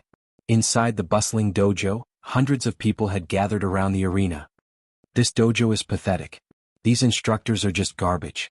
They're completely misguiding the students here. With such skills, they even dare start up a dojo. Hey you guys, you're better off training somewhere else. With these trash instructors teaching you, you won't get anywhere in a fighting competition no matter how long you train. It's no wonder why, after so many years, this city has not produced a single decent professional fighter. Of course you're not to blame. Rather, it's these garbage instructors' fault. If it were up to me, I would pack up and leave after finding out how crappy these instructors are. I wouldn't waste my youth here. Over a dozen youths in their 20s wearing dark gray martial artist robes glanced at the middle-aged instructor who had just been defeated, disgust filling their gazes. These gray-robed youths then sent sympathetic gazes towards the hundreds of teenagers training inside the hall. Although the Big Dipper Dojo's trainees were furious, none of them dared to speak up, remaining silent as they watched the scene play out. These dozen or so people who had suddenly shown up were just too strong. Among these people, one indifferent youth who looked to be roughly the same age as they were, had single-handedly defeated 6 of their highly skilled instructors. Moreover, none of their instructors had landed a finger on this indifferent youth. Even someone who knew nothing of martial arts could see the disparity in their strengths. If they had to challenge that youth, they probably wouldn't last one move. It was extremely difficult to defeat an opponent in a single move. It was even more so in an actual battle. Generally, such situations only occurred when martial artists fought an ordinary person. To put it simply, it was only possible if there was a massive difference between the fighters' strengths. The hundreds of teenage trainees felt an immense pressure weigh on them when they looked at the thin, indifferent youth. Seeing the quiet trainees, the fierce, bald man standing at the forefront of the gray-robed youths smirked with satisfaction. How about it? You've seen the difference in our abilities for yourselves? We have come from the White Tiger Dojo. Recently, our dojo has considered establishing a branch in this city. This is a chance for all of you. If you perform well in the branch dojo, you might even get the chance to train in the main dojo. At that time, you will be the star of tomorrow's fighting competition. You won't have to waste your lives in this tiny place. Hearing the bald man's offer, everyone was momentarily stunned. They immediately understood why even Master Chen Wu was no match for these youths. They had heard about the White Tiger Dojo. Anyone who wanted to join the world of fighting knew about it. Many famous contestants who had taken part in past national fighting competitions originated from the White Tiger Dojo. The dojo had even nurtured well-known international fighters in the past. Countless youths that wanted their own fame in the fighting world dreamed of joining the White Tiger Dojo. However, they had never imagined that the White Tiger Dojo would open a branch in their city. Before the bald man could say more, the dojo's doors swung open. Having captured everyone's attention, Shifeng and Liang Jing approached the bald man. Immediately, the trainees grew excited. Shifeng was the Big Dipper Dojo's head instructor. Despite being so young, he had attained this position by relying on his own strength. He was their revered idol. In fact, many among them had specifically joined the dojo because they had heard Shifeng was an instructor here. However, Shifeng normally lived in the Greenwater Villa, only occasionally venturing to the dojo. Hence, they did not see him often.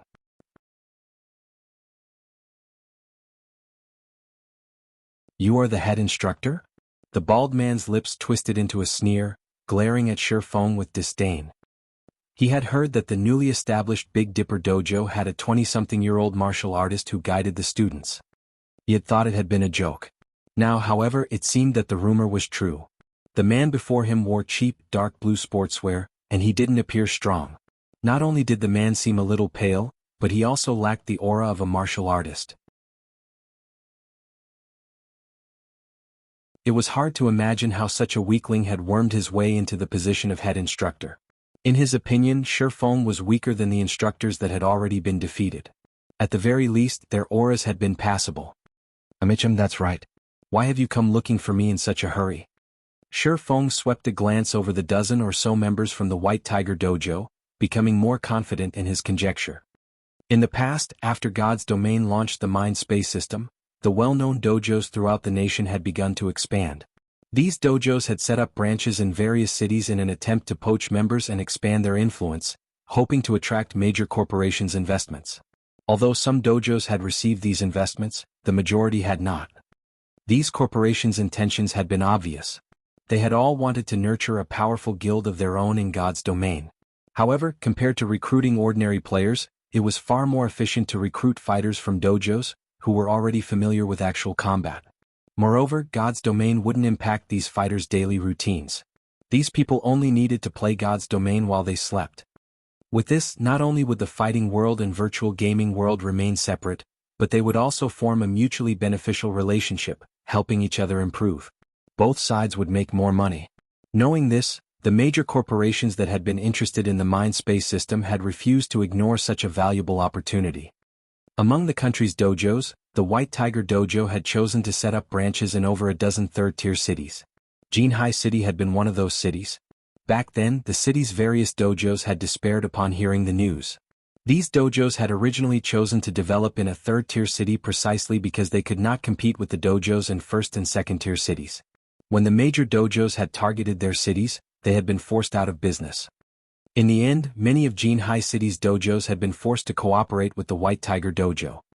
Once Shifeng saw the White Tiger Dojo's members, his gaze stopped on the indifferent youth behind the bald man. Shifeng knew this youth. He had been extremely famous in Jianghu City. Moreover, after joining God's domain, he had become unstoppable. In the past, he had been known as Silent Blade in God's domain. At his peak, he had been a Tier 5 berserker who ranked 58th on the God's domain experts list. Unfortunately, his entry into God's domain was somewhat late. Otherwise, his achievements in the game would have been even greater.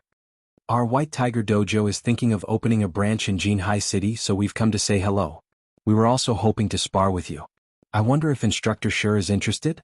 The bald man laughed. Spar. Shifeng's lips hooked up slightly. Shaking his head, he said, "Why doesn't it look like that to me?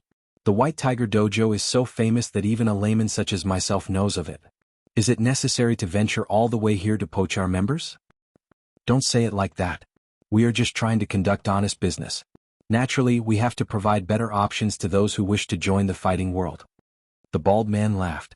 He didn't take Shifeng seriously in the least. In his opinion, Shifeng was merely a puppet that Big Dipper had employed to run this dojo. The man didn't qualify to speak to him at all. I've heard that you are quite powerful. I have always admired those with strength. I wonder, would you be willing to spar with me? We can show everyone whether or not your strength is superficial.